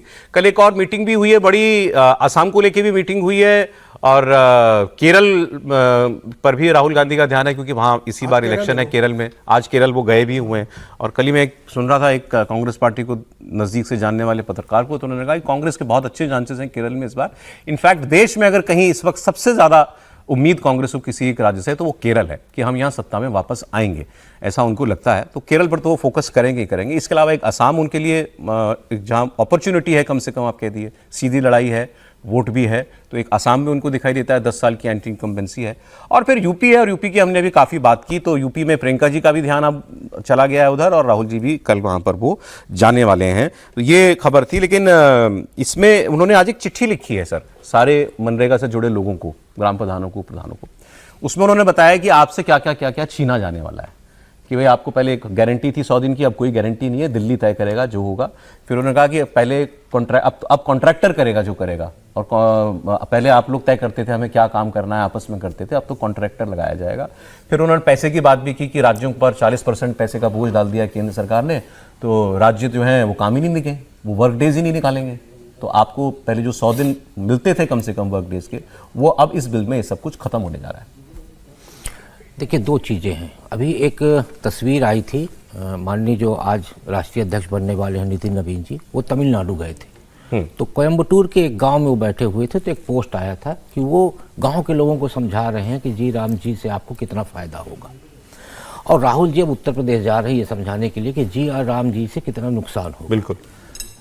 जो कहना चाहिए कि जो वहाँ का श्रमिक है, मतलब जिसको इस बिल से लाभ मिलना है, फिर जो 40% राज्य का और 60% केंद्र का लागू किया गया है, उसमें एक नॉर्म्स जोड़ा गया है कि यदि राज्य के पास आप काम मांगने जाते हैं और राज्य यदि आपको काम नहीं देता है तो राज्य आपको मुआवजा देगा। ये उस बिल के साथ एक जोड़ा गया है, और इसीलिए 40% की हिस्सेदारी रखी गई है कि जिससे राज्य उसको मना ना कर सके और हर व्यक्ति को काम दे सके। फिर काम की डेट भी बढ़ाई गई है, फिर एक पीरियड भी खाली रखा गया है कि जो एक कहा गया कि भाई इस पीरियड पे यदि मजदूर चला जाता है मनरेगा में काम करने के लिए तो किसानों को बड़ा नुकसान होता है। ठीक है, तो एक पीरियड वो भी। लेकिन अभी आप जो कंपैरिजन कर रहे थे राहुल गांधी का और नितिन नवीन का, मेरा उसमें ज्यादा इंटरेस्ट है। राहुल गांधी के फोकस एरियाज ठीक दिखाई दे रहे हैं आपको इस वक्त? देखिए, जो मैं राजनीतिक समझ रखता हूं उस हिसाब से राहुल जी असम देखेंगे और प्रियंका जी केरल देखेंगे। सर उल्टा है, स्क्रीनिंग कमेटी की चेयरमैन असम में प्रियंका है। सुन तो लीजिए जी, वो ठीक है, स्क्रीनिंग कमेटी में है कि वो असम की स्क्रीनिंग कमेटी में है, क्योंकि पहली बार औपचारिक तौर पे आई है। हालांकि इसके पहले के गठबंधन जो भी हुए हैं वो प्रियंका जी की तरफ से ही हुए हैं। फिर आप जो गुजरात की बात कर रहे थे, तो केजरीवाल जी पूरा एक्सरसाइज अब कर रहे हैं कांग्रेस के साथ गठबंधन हो जाए, क्योंकि लोकसभा में भी गठबंधन हुआ था।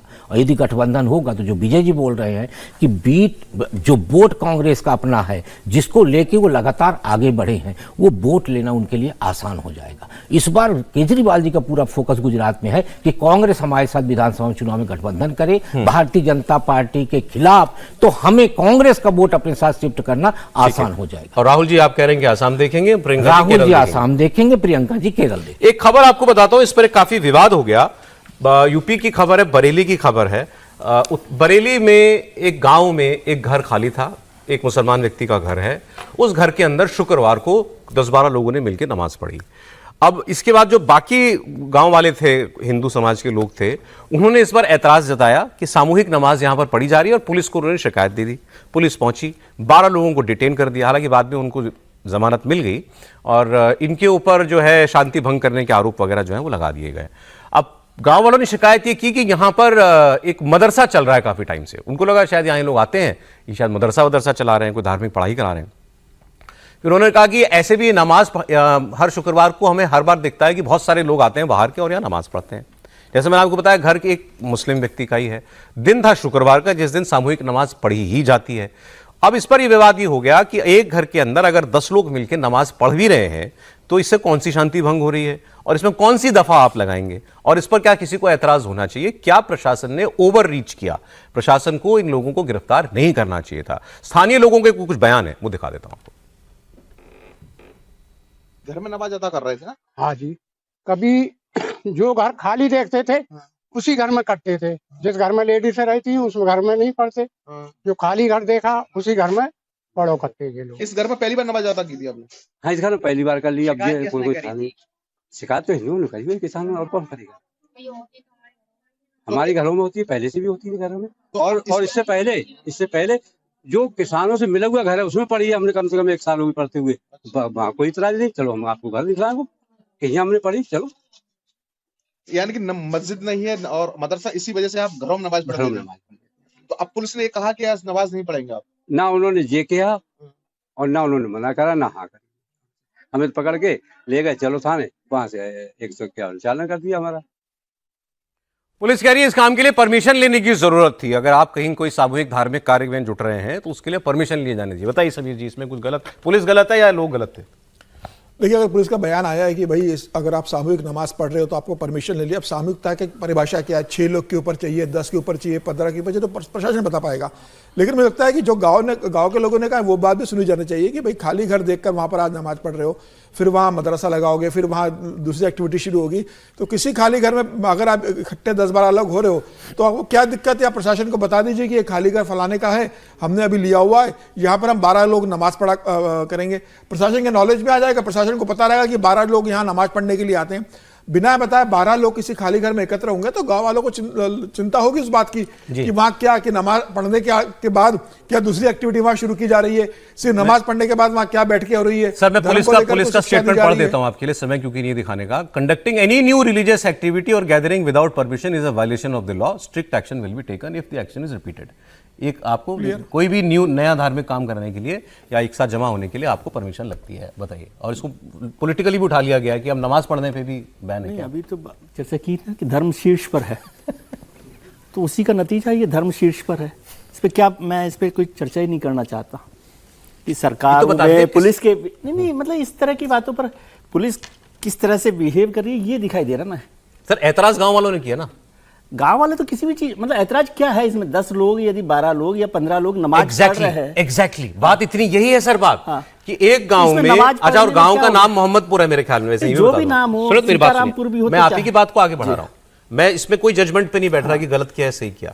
ये हालत है कि गांव वाले अगर ये देख रहे हैं कि 10-12 लोग एक घर में जाकर के कोई एक्टिविटी कर रहे हैं, वो तो उन्होंने झांक के अंदर नहीं देखा क्या कर रहे हैं। उन्होंने इतना देखा, दाढ़ी टोपी वाले 10-12 लोग आए शुक्रवार को, एक घर के अंदर गए, ये खाली घर था, इसके अंदर लोग गए, तो उनको इसमें कोई सस्पिशियस एक्टिविटी दिखाई देती है, उनको इससे कोई खतरा महसूस होता है।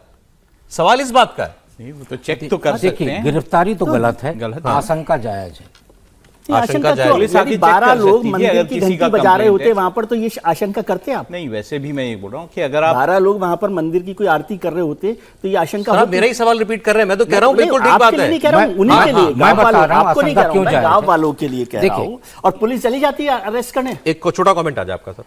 मैं ये कह रहा हूं कि गिरफ्तारी गलत है, आशंका जायज है। आशंका इसलिए जायज है कि अभी शिमला में 1 साल पहले ही एक घर में नमाज शुरू हुई और बाद में उस घर को खरीद के वहां मस्जिद का निर्माण किया गया, 5 फ्लोर की मस्जिद बन गई, बवाल खड़ा हुआ, इसलिए आशंका जायज है। आप कह रहे हैं पुलिस को प्रॉपर जांच करनी चाहिए थी। नहीं, पुलिस जाके ये जांच कर सकती है कि कोई इलीगल एक्टिविटी तो नहीं है। लेकिन ये देखिए, हिंदुओं में क्या ऐसे जगराते नहीं होते घरों में? तो होते हैं। तो फिर मैं कह रहा हूं सर, मैं कह रहा हूं कि कुछ मुसलमानों को साथ देखकर किसी धार्मिक एक्टिविटी में जाते हुए लोग क्यों आशंका में आने लगे? योगी जी पहुंच गए बीजेपी मुख्यालय, चलिए अभी नितिन नवीन जी के नॉमिनेशन में। सवाल लोग आ भी जाएं, अगर ऑब्जेक्ट करते भी हैं तो पुलिस का काम है सिर्फ चेक करना ना, पुलिस का काम अरेस्ट करना, गिरफ्तार करना नहीं है।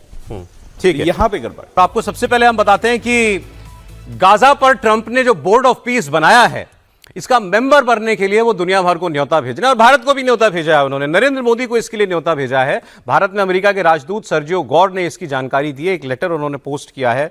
His Excellency Narendra Modi, Prime Minister of Republic of India, New Delhi. Dear Mr. Prime Minister, it is my great honor to invite you as Prime Minister of Republic of India to join me in a critically historic and magnificent effort to solidify peace in the Middle East and at the same time to embark on a bold new approach to resolve global conflict. अब ये board of peace क्या है? ये board of peace का ऐलान उन्होंने किया था गाजा के लिए कि गाजा में जो पीस प्लान बनाया उसके अलग अलग चरण होंगे और उसके बाद जब सारी शांति हो जाएगी तो उसको गवर्न करने के लिए एक बोर्ड ऑफ पीस बनेगा, उसमें कई देश होंगे और वो फिर आगे गाजा में शांति कायम रहे, गाजा का रीडेवलपमेंट हो, इन्वेस्टमेंट आए, जो बिल्कुल बर्बाद हो गया है, उजाड़ हो गया, उसको दोबारा बसाया जाए। ये काम इस बोर्ड ऑफ पीस का था। डोनाल्ड ट्रंप इसको अब नेक्स्ट लेवल ले गए। डोनाल्ड ट्रंप ये जो चिट्ठियां बांट रहे हैं, जो न्योते बांट रहे हैं, आपको क्या मालूम है, जब कोई इलेक्शन होता है, अमेरिका में परिपाटी ज्यादा है, हमारे यहाँ कम है। इलेक्शन में जब किसी को डोनेशन लेनी होती है किसी से, तो एक डिनर रखा जाता है और डिनर जो है वो फ्री नहीं होता, डिनर की फीस होती है और वो फीस होती है लाखों डॉलरों में। तो यही काम उन्होंने इस न्योते के साथ कर दिया। इस न्योते की फीस है $1 बिलियन, $1 बिलियन। वो कर क्या रहे हैं? उन्होंने कहा अच्छा मैं बोर्ड ऑफ पीस तो बना रहा हूं, ये यूएन तो कुछ कर नहीं पाता, और यूएन में वैसे भी बहुत सारी एजेंसीज से वो बाहर चले गए, WTO के बाहर हो गए, WHO के बाहर हो गए, तो उन्होंने कहा एक नया यूएन बनाते हैं। तो उनको ये आइडिया नया नया आया कि बोर्ड ऑफ पीस को यूएन ही बना दो नया। तो अब वो ये जो इन्विटेशन दे रहे हैं, उनका मानना ये है कि दुनिया भर में जहां भी लड़ाई झगड़ा होगा, जो वेनेजुएला में हुआ, जो ईरान में हो रहा है, या जो गाजा में हो रहा है, या इंडिया पाकिस्तान का भी वो तो उसका हवाला वो भी दे सकते हैं, कि दुनिया में कहीं भी अशांति होगी तो ये बोर्ड ऑफ पीस जो है ये वहां जाकर के काम करेगा, या इसके नेता मिलकर उसको रिजॉल्व करेंगे। तो एक नए यूएन को वो बनाना चाहते हैं, इसीलिए उन्होंने इसकी फीस भी रखी हुई है। सवाल यह कि इसमें भारत क्या करेगा। खबरें अभी तक जो आई हैं उसके मुताबिक जी ये बोर्ड ऑफ पीस जिस गाजा इजराइल के लिए बना था, वो इजराइल उनसे बहुत सख्त नाराज है कि ये क्या तमाशा बना के रख दिया है आपने। कनाडा ने साफ मना कर दिया कि $1 बिलियन देने का सवाल ही पैदा नहीं होता। लेकिन हमारी परिस्थिति थोड़ी दूसरी है। हम ट्रंप साहब को जो है ना खुलकर बहुत जवाब देते हैं, ना उनके दबाव में आते हैं। अब ये एक ऐसा प्रपोजल है जिसको सीधे सीधे ठुकराना भी मुश्किल हो सकता है, और जिसको एक्सेप्ट करना तो वो ये होगा कि ये तो ट्रंप एक राजा की तरह उन्होंने एक नया फरमान निकाल दिया और उसमें उनके साथ आप जाकर के जुड़ जाइए। तो ये भी करना उतना आसान नहीं होने वाला सर। इससे अच्छा तो ना ही देते, हमको नहीं होता। नहीं, लेकिन यदि इतना ही पीस बोर्ड बनाना है तो वो यूनाइटेड नेशंस में क्या परेशानी थी? वहाँ से पहले निकल कर, वो भी दुकान तो उन्हीं की है एक तरह से कहना चाहिए। उसमें भी अमेरिका की हिस्सेदारी, अमेरिका की बात, अमेरिका की ताकत वो सब दिखाई देती है। लेकिन उनका है कि भाई अपना ही सब कुछ हो, सब अपना हो, मेरा हो, ट्रंप का हो, इसलिए उस पर किया जा रहा है। भारत को न तो मेरे ख्याल से इसकी कोई ज़रूरत अभी लगती है। और ये 100 बिलियन डॉलर की नहीं है ना, बात है कि क्या कॉन्सेप्ट है, किस पर आप काम कर रहे हैं। और फिर वही बात है, पाकिस्तान भी शांति बोर्ड में है, दुनिया भर के सारे देश भी शांति बोर्ड में हैं, तो भारत को कैसे भूमिका निभानी है। हो सकता है भारत सोचे कि अंतर्राष्ट्रीय स्तर पर एक मंच में उसको क्या रहना चाहिए, नहीं रहना चाहिए, आज उसकी मौजूदगी भी। आपको लगता है इसका जवाब देना भारत के लिए थोड़ा टेढ़ा मामला है? थोड़ा सा टेढ़ा मामला है, और वो देखेगा कि टेढ़ा नहीं भी हो, लेकिन वो सवाल तो कर सकता है कि भाई इसका क्या मायने हैं, इसका क्या पर्पस है, वो सारी बातें उस पर बहुत डिटेल में बात। सर एक मिनट, ये तस्वीर बीजेपी मुख्यालय से आ रही है, नॉमिनेशन की तस्वीर नितिन नवीन जी के, तो प्रस्तावक होंगे इसमें भी, तो ये बाकी लोग मुझे लगता है प्रस्तावक होंगे। प्रस्तावक है सभी अध्यक्ष। तो वहाँ आपको जेपी नड्डा जी दिखाई दे रहे हैं, अभी तक वही राष्ट्रीय अध्यक्ष हैं, अमित शाह जी, राजनाथ सिंह जी, किरण रिजिजू जी, सारी अध्यक्ष हैं पुराने। जी हाँ, गडकरी जी दिख रहे हैं, धर्मेंद्र प्रधान जी दिखाई दे रहे हैं, सारे बन सकते थे अध्यक्ष जो बन सकते थे, बनना चाहते थे, सॉरी। तो ये तो नियम है, जो बनना चाहता है और नहीं बन पाता वो प्रस्तावक बनता है। प्रस्तावक, उसी को प्रस्तावक बनाते हैं, प्रस्तावक बनाते हैं। जिसको चीफ मिनिस्टर बनना होता है नहीं बनता तो वही पर्ची उठाता है, वही प्रपोज करता है। एनीवे, ये हो रहा है, अभी की तस्वीर है ये, तो इसमें कोई नया नहीं है, ये होना ही था, कोई सरप्राइज भी नहीं है। लेकिन एक बड़ी घटना है कि देश की सबसे बड़ी पार्टी और रूलिंग पार्टी को 45 साल का एक युवा अध्यक्ष जो है वो मिलने जा रहा है। क्या कहेंगे शुक्ला जी इस तस्वीर पे? हाँ, आपने सही कहा, एक बड़ी घटना है, और बड़ी घटना इस लिहाज से भी कि एक दुनिया की सबसे बड़ी पार्टी में कितना सहजता के साथ राष्ट्रीय अध्यक्ष का चुनाव होता जा रहा है, और एक ही दिन में सारा चुनाव हो जा रहा है। चुनाव प्रक्रिया को इतने सहज थे कि इतना टाइम लग गया? 3 साल ही तो लगे। देखिए, अच्छे व्यक्ति की तलाश में समय लगता है।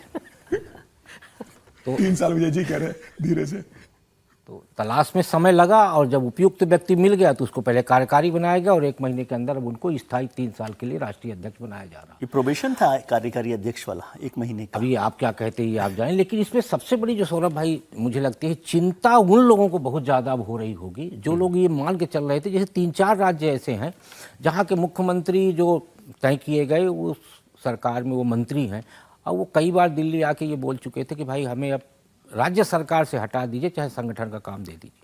उनको लग रहा था कि एक बेहतर राष्ट्रीय अध्यक्ष मिलेगा तो हम संगठन को अपने कंधे में लाद के तेज से दौड़ते हुए उसको शीर्ष की तरफ ले जाएंगे। लेकिन अब क्या उनके मन की इच्छा होगी कि वो नितिन नवीन जी के अंडर में काम करें, या जो शीर्ष नेतृत्व है क्या उन सीनियर लोगों को नितिन नवीन जी के अंडर महामंत्री या उपाध्यक्ष का पद देगा? ये एक बड़ी समस्या पैदा हो गई होगी उस वर्ग के बीच में जो संगठन का काम करने की मैं इसमें ये सर सॉरी आप क्योंकि बहुत गंभीर बात कह रहे थे, मेरे मन में छोटा सा सवाल है कि जो लोग वहाँ बैठे हुए हैं, जो जिन्होंने नॉमिनेशन लिया, या दिन भर बैठ के वेट करेंगे कि कोई और नॉमिनेशन आता है कि नहीं आता? हाँ, 5 बजे तक का जो प्रक्रिया यही है ना, प्रक्रिया ये they will wait। आज स्क्रूटनी होगी अभी कुछ देर बाद, मतलब 2 से 4 बजे तक शायद ये 5 नॉमिनेशन बजे है, तक का समय है उसके शायद। 5 बजे के बाद स्क्रूटनी है और उसके बाद जो है बाकी सारी नाम वापसी भी अभी है, नाम नामांकन वापसी हो भी गया आज है ही है। और नाम नाम वापसी वापसी अभी हो जाएगा आज ही है, घंटे में। 6 बजे के यदि कोई बाद। नामांकन आया तो नाम वापसी, एक प्रक्रिया होती है ना निर्वाचन हालांकि ये की, बहुत तो जल्दी वाली है, निर्वाचन नहीं तो प्रक्रिया विधान को मतलब इसमें पूरा ही टाइम लगता है। आज पहली बार मैं देख रहा हूँ कि एक ही दिन में सारा काम कम से कम 3 दिन का समय रहता नहीं, है पर कि 3 दिन ये एक्सपेक्टेड है कि एक ही नॉमिनेशन होगा, तो वो बीजेपी में कभी चुनाव तो हुआ नहीं ना, हुआ कभी नहीं, इलेक्शन? कभी नहीं। कभी इलेक्शन नहीं हुआ। ठीक। लेकिन इसमें एक सहजता ये है कि आप सोचिए 5-5, 4-4 पूर्व अध्यक्ष भी वहां पर मौजूद हैं और उनसे सबसे वो जूनियर 4 अध्यक्ष दिख रहे हैं एक अध्यक्ष फ्रेम में, वहाँ कम पर से कम दिखाई 4 दे रहे हैं। अध्यक्ष, गडकरी जी, सहजता है कि वो जूनियर नहीं, अमित बहुत शाह जूनियर जी, है। जेपी नड्डा जी, राजनाथ जी। नहीं, तो वो सारे लोग हैं, तो ये भी एक सहज व्यवस्था होती है कि नहीं, पर सिस्टम में बहुत काम। बार तो ऐसा हुआ ही है ना कि बीजेपी के अध्यक्ष जो हुए हैं वो बहुत सारे सीनियर नेताओं से जूनियर रहे हैं। नहीं, मैं कह रहा हूँ पार्टी का एक सिस्टम में एक सहजता भी सौरभ है भाई, कि उस गोवा तरह से में- करना कि गोवा में ये होना जब, चाहिए। और ये बार बार हम चिंता करते हैं। आप सोचिए प्रधानमंत्री जी हैं नरेंद्र मोदी, जब आए थे 2014 में, तो उनको तो पार्लियामेंट्री एक्सपीरियंस ही नहीं था, पहली बार लोकसभा में आए थे और जितने लोग कैबिनेट में थे वो उनसे बहुत सीनियर रहे, लेकिन वो सहज रहा ना। तो वहां पर एक ये व्यवस्था भी है कि जो व्यवस्था हो जाए उसे मान लें। जैसे संघ में तो कहा ही जाता है कि सूचना है तो फिर नहीं, लेकिन सर वो सोचना मतलब नहीं। जब वो आए थे तो वो ऑलरेडी एक बहुत बड़ी हस्ती थे, बहुत बड़ा ऑरा लेकिन था जो यहाँ उनका। बैठे हुए थे वो भी बहुत बड़े लोग बैठे हुए थे। अब मुझे लगता है नितिन नवीन जी से कंपेयर नहीं कर नितिन सकते नवीन ना से किसी नहीं, को, मैं मतलब नितिन नवीन के नितिन नवीन पार्टी एक तो की व्यवस्था में कह रहा वो हूं। ठीक है, क्योंकि वो बट एक नितिन सहज नवीन इज तरीके से- वाज अ टोटल सरप्राइज, किसी बहुत बड़ा सरप्राइज जैसे था। नितिन और- गडकरी जब हुए थे हाँ। तो भी उनसे बहुत सीनियर लोग आसपास थे जब उनका नाम अनाउंस हुआ था, तो बहुत सीनियर लोग नहीं, थे। लेकिन नितिन गडकरी और नितिन नवीन की भी तुलना नहीं की जा सकती। नहीं, ठीक वो है। ठीक है, अब अब तो आप नहीं कुछ की बोल जा रहे हैं इस सकती, पर, फिर तब मैं आगे जब बढ़ता हूं जरा। हुए थे तब मुझे लगता है नितिन नवीन का अध्यक्ष बनना तय है, लेकिन अभी देखना होगा कि क्या वो अध्यक्ष के रूप में कितने मतलब किस तरीके से वो एक क्या अपनी भूमिका निभा पाते हैं, या फिर उसी तरीके से होता है कि भाई फैसला तो कहीं और से हो रहा है, नितिन नवीन क्या उस छवि से बाहर निकल पाएंगे। कई ऐसे मौके आएंगे, अभी चुनाव है, बंगाल का चुनाव है, 5 राज्यों के चुनाव है, क्या नितिन नवीन की उसके अंदर क्या भूमिका होती है। अब तो मुझे लग रहा है कुछ 7 दिन के अंदर 7 या 10 दिन के अंदर उनकी राष्ट्रीय टीम भी बनने वाली है, तो टीम बनाने में क्या उनकी भूमिका रहती है। नितिन नवीन इतने युवा है तो क्या राष्ट्रीय टीम में भी सब युवा लोग आएंगे, राष्ट्रीय महासचिव युवा होंगे, पार्लियामेंट्री बोर्ड में क्या नए लोग युवा आएंगे। अब देखने वाली बात होगी, जब नितिन नवीन जैसा व्यक्ति राष्ट्रीय अध्यक्ष अगर भारतीय जनता पार्टी बना रही है तो यह तय है कि संगठन में आमूलचूर परिवर्तन होगा। इंटरेस्टिंग होगा तमाम देखना दिग्गज लोग इनकी बाहर टीम, होंगे, इनकी नए लोग वर्किंग आएंगे। कैसी होती है, ये बिल्कुल, एक्चुअली इंटरेस्टिंग होगा, इतनी बड़ी पार्टी में एकदम यंग फेस आ जाना।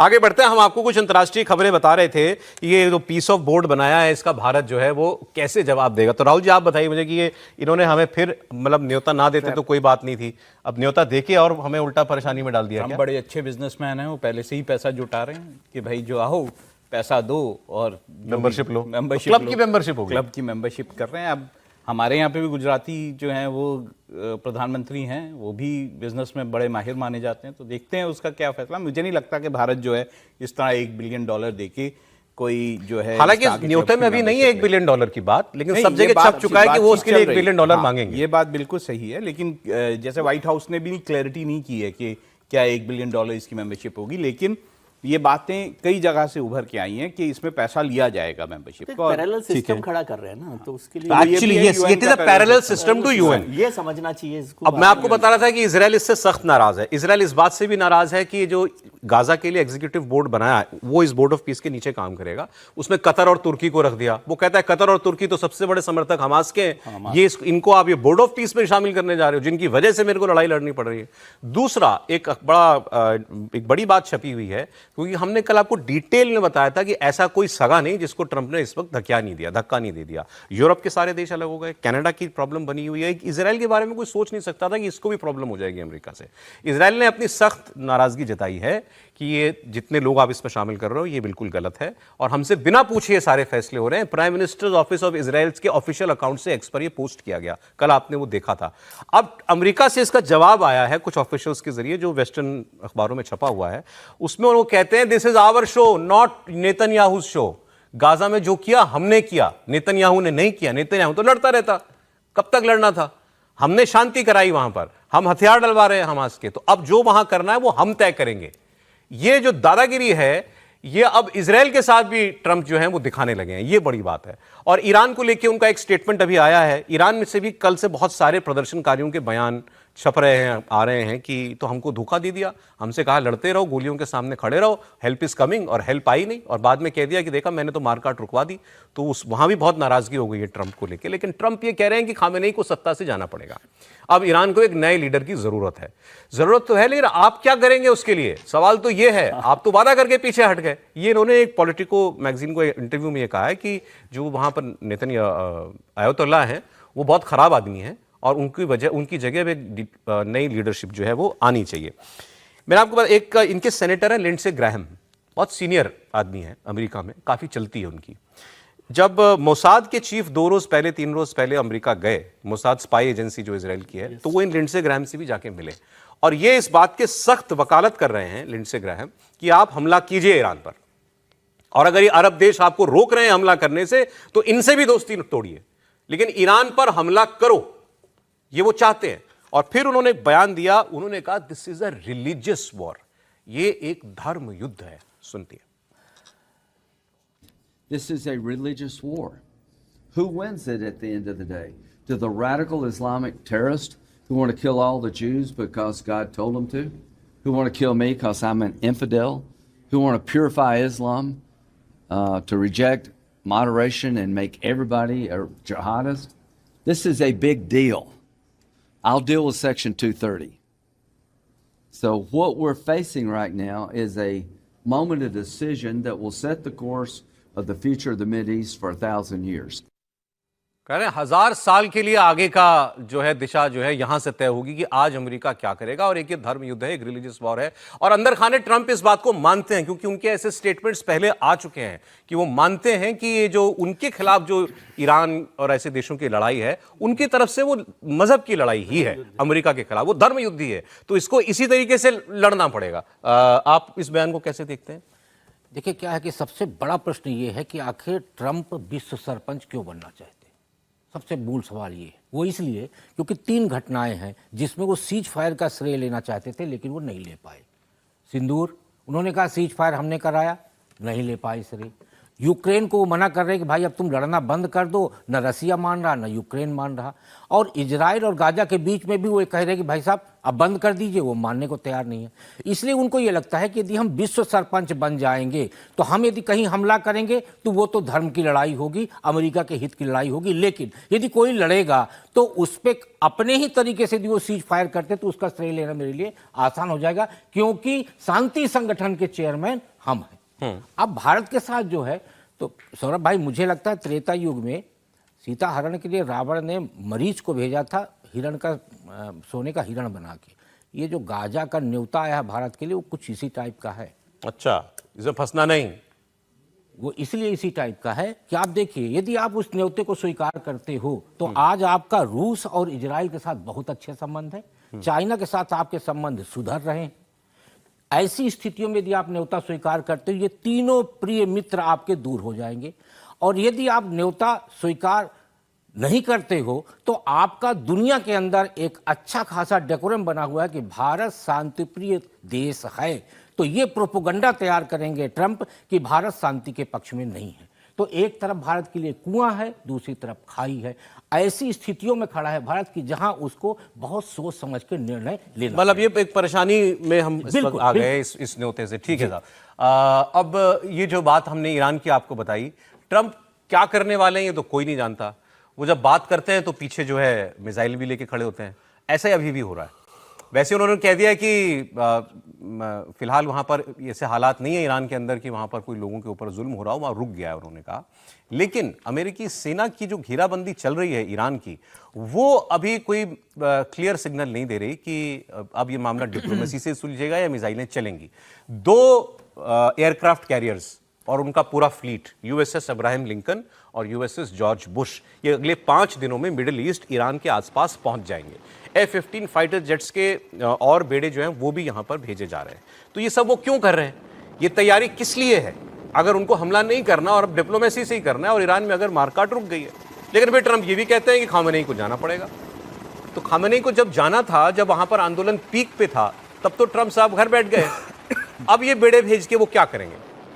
और इजराइल जो है वो पहले कहता रहा कि आक्रमण करो, तब आपने नहीं किया। अब आप वहां पर जो है अपनी फोर्सेस इकट्ठा कर रहे हैं। तो ये एक इससे ये समझना भी मुश्किल है कि ईरान को लेकर ट्रंप के मन में क्या है। क्या लगता है आपको? देखिए, बहुत सारी थ्योरीज इस वक्त चल रही हैं। ये भी थ्योरी है कि जो अमेरिका है वो खमैनी को मारना चाहता है और उसके लिए उसने प्लान बनाया है। तो अगर आप उसको इस संदर्भ में देखें कि ईरान ने जो एक स्टेटमेंट दिया, उसमें उसने कहा कि खमैनी को अगर कुछ होता है तो हम जो है इसे डायरेक्ट वॉर मानेंगे, इसे हम मानेंगे कि ये युद्ध का मतलब आपने एक्ट किया।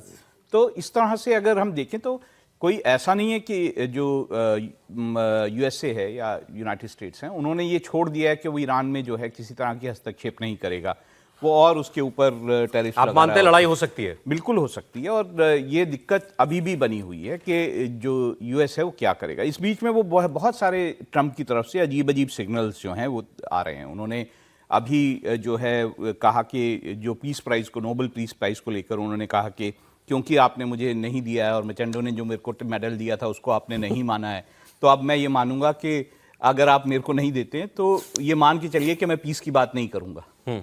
तो वो तरह तरह के सिग्नल दे रहे हैं। ग्रीनलैंड को लेकर उन्होंने जिस तरह का सिग्नल दिया, जिस तरह से यूरोप की फोर्सेस जो हैं ग्रीनलैंड में इकट्ठा हो रही हैं, फ्रांस की और जर्मनी की, तो बहुत सारे ऐसे सबको बना लिया ना बैरी अपना उन्होंने। तो बहुत सारे ऐसे सिग्नल्स दे रहे हैं जिसमें कभी भी कोई भी एक इशू जो है लड़ाई ये यूरोप ग्रीनलैंड वाला मामला आपको बता देता हूं, बात कहां से कहां पहुंच गई है। अभी तक तो जॉइंट स्टेटमेंट आ रहे थे, अब ग्रीनलैंड को लेकर ट्रंप जो है अब और सख्त बात करने लगे हैं। उन्होंने डेनमार्क को सपोर्ट करने वाले देशों पर 10% टैरिफ लगाया। ग्रीनलैंड में फ्रांस के फाइटर जेट्स उड़ते नजर आने लगे। डेनमार्क और फ्रांस के फाइटर जेट ग्रीनलैंड के ऊपर जो है पेट्रोलिंग कर रहे हैं। ये एक साथ उनकी एक्सरसाइज चल रही है। ये ट्रंप को सीधी चुनौती है और यूरोप के देश तो खुल के बोल रहे हैं अब ट्रंप के खिलाफ। ग्रीनलैंड में कई यूरोपीय देशों की सेनाएं युद्धाभ्यास कर रही हैं। मतलब ट्रंप के लिए यह मिशन वेनेजुएला जैसा तो मामला नहीं है। हालांकि ट्रंप ने ग्रीनलैंड के लिए ऑफर भी दे दिया है, $700 बिलियन का ऑफर दिया है। ये भारी भरकम बोली ट्रंप ने लगाई है और कहा है कि बेच दो ग्रीनलैंड हमको। लेकिन ऐसा पहली बार नहीं होने जा रहा है कि अमेरिका जो है वो किसी देश को या किसी हिस्से को खरीदने के लिए पैसे देने वाला हो। 1803 में अमेरिका ने लुइसियाना को $15 मिलियन में खरीदा था, उसका स्टेट है आज। 1853 में साउथ एरिजोना और न्यू मैक्सिको को $10 मिलियन में उसने खरीदा। 1867 में उसने अलास्का को खरीदा रशिया से $7.2 मिलियन में। और 1917 में अमेरिका ने डेनमार्क से वर्जिन आइलैंड पहले लिया था। अब डेनमार्क को उसने उस वक्त $25 मिलियन का गोल्ड सोना दिया था। तो उसको लगता है जब ये काम अभी हुए 100 साल पहले तक, तो अब क्यों नहीं हो सकते? और अब क्यों इतना ऑर्डर है यूरोप? ग्रीनलैंड के लिए भी ऑफर दिया था जब ट्रूमैन जो थे वो प्रेसिडेंट थे, उन्होंने $100 मिलियन का ऑफर दिया। गोल्ड का, वो भी गोल्ड का था। नहीं तो ये मामला ये लेन देन से हल हो जाएगा।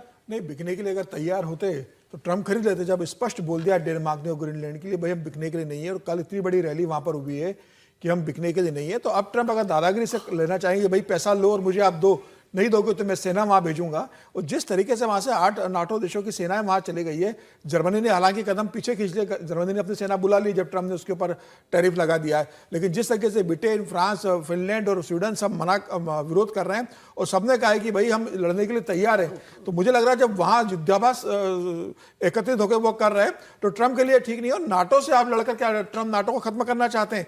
सिर्फ ग्रीनलैंड के लिए दुनिया का पूरा वो व्यवस्था बदलना चाहते हैं, नाटो को खत्म करना चाहते हैं। कल्पना कीजिए कि कभी ऐसा हो सकता है कि अमेरिका ब्रिटेन के साथ लड़ेगा, अमेरिका जर्मनी के साथ लड़ेगा, अमेरिका नॉर्वे स्वीडन के साथ लड़ेगा, अमेरिका क्या फ्रांस के साथ लड़ेगा, जो उसके सर कल्पना तो किसी ने यही नहीं की थी कि ट्रंप राष्ट्रपति बनेगा। बिल्कुल नहीं, लेकिन अब मुझे लगता है कि ट्रंप लड़ने की स्थिति में नहीं जाएंगे, क्योंकि ट्रंप को पता है कि उनके देश में भी उनकी पार्टी जो है बहुत उसका विरोध कर रही है कि स्टेज पर आप बच जाइए कि नाटो ही खत्म हो जाए आपके। लेकिन ये बहुत अच्छा हो रहा है कि यूरोप खड़ा हो रहा है उनके दादागिरी के सामने।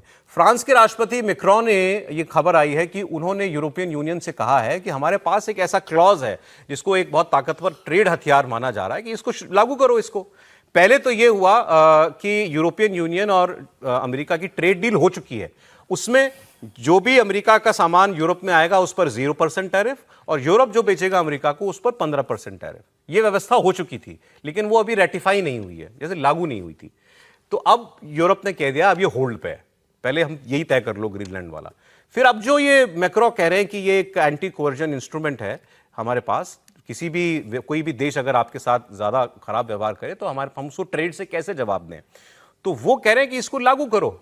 इससे अमेरिका को $93 बिलियन का नुकसान होने की आशंका है। इसमें क्या करेंगे ये कि पहले तो यूरोपियन यूनियन की मार्केट अमेरिका के लिए बंद, इसके बाद अमेरिकी बैंकों को प्रतिबंध करो और उसके बाद उनकी जितनी टेक कंपनियां हैं उन सबका उन पर बैन लगाओ कि वो यहां पर कभी काम नहीं करेंगे। ये उनके एक रिटर्न में एक क्लॉज, मतलब एक क्लॉज है जिसको एक्टिवेट कर सकते हैं, लेकिन आज तक कभी इसका इस्तेमाल किया नहीं गया। क्या ट्रंप के सामने इतनी दूर तक यूरोप जाएगा? ये बातें हो रही हैं सर। मुझे नहीं लगता। नहीं लगता? नहीं। मतलब वो खड़े हो रहे हैं उसके सामने और एक अपनी बात को भी रख रहे हैं, थोड़ा जोरदार तरीके से रख रहे हैं, जिसका ट्रंप साहब को उम्मीद नहीं होगी कि इस तरह से करेंगे। लेकिन जैसे जर्मनी ने अपने आप को विड्रॉ कर लिया, एक तरह से बैकआउट कर लिया। 15 तो लोग थे उसके। नहीं तो भी मतलब देश तो बड़ा है ना, बड़ा देश है। फ्रांस वहाँ पर है, क्या ब्रिटेन उसके साथ खड़ा होगा नहीं होगा?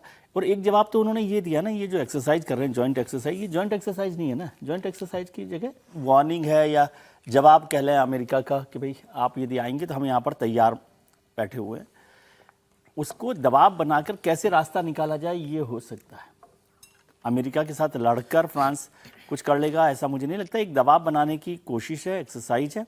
जो कोशिश जैसे आप अभी पहले चर्चा कर रहे थे ईरान को लेकर भी कि वो अब्राहम लिंकन को वहाँ लगा दिया तो डिप्लोमेसी क्या हो गया। डिप्लोमेसी के लिए ज़रूरी होता है सर ये दबाव कि आर्मी डिफेंस पावर को आप दिखाएंगे तो डिप्लोमेसी में थोड़े से आप दबाव बना सकते हैं। इसलिए कभी भी जब आर्मी की एक्सरसाइज की जाती है या दिखाया जाता है तो उसका मतलब ये नहीं होता कि हम युद्ध कम से कम ग्रीनलैंड को लेकर ये सेनाओं वाला मामला नहीं कभी आने वाला। नहीं आने वाला, मुझे नहीं लग रहा है। ये सिचुएशन अगर आई कि यूएस ने ग्रीनलैंड पे कब्जा कर लिया तो क्या होगा? फिर नीटो का क्या होगा? क्या यूरोपियन देश जो वो ये कह रहे हैं कि वो नौबत आएगी नहीं। सर इतना ब्लैक एंड व्हाइट में थोड़ी चलता है काम। नहीं है ना ये सिचुएशन। अभी देखें, खैर ट्रंप है, होने को कुछ भी हो सकता है। आइए बात पाकिस्तान की आपको बताते हैं। पाकिस्तान में जो कुछ हो रहा है होता वहां सब कुछ कमाल है।